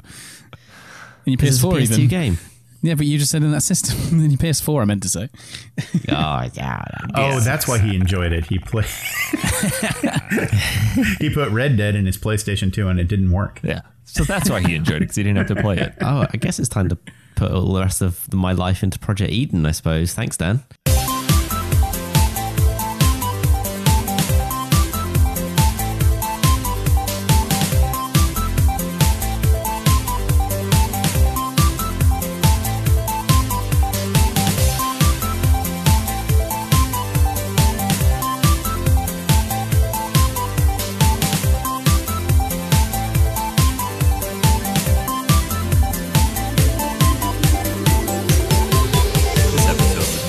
By all of our wonderful Patreon supporters, with an extra special shout out to the following: Santos Lopez, Zach Foley, Jeremy Sanford, Miles Prower, Thomas McGrew, Jeremy Lucas, Nicholas Bradley, Jordan Lawfrey, Richard Cuttress, Chad Schaefer, Phil Gartside, Stephanie, James Hall, Samuel Chun, and Sarah Irvine.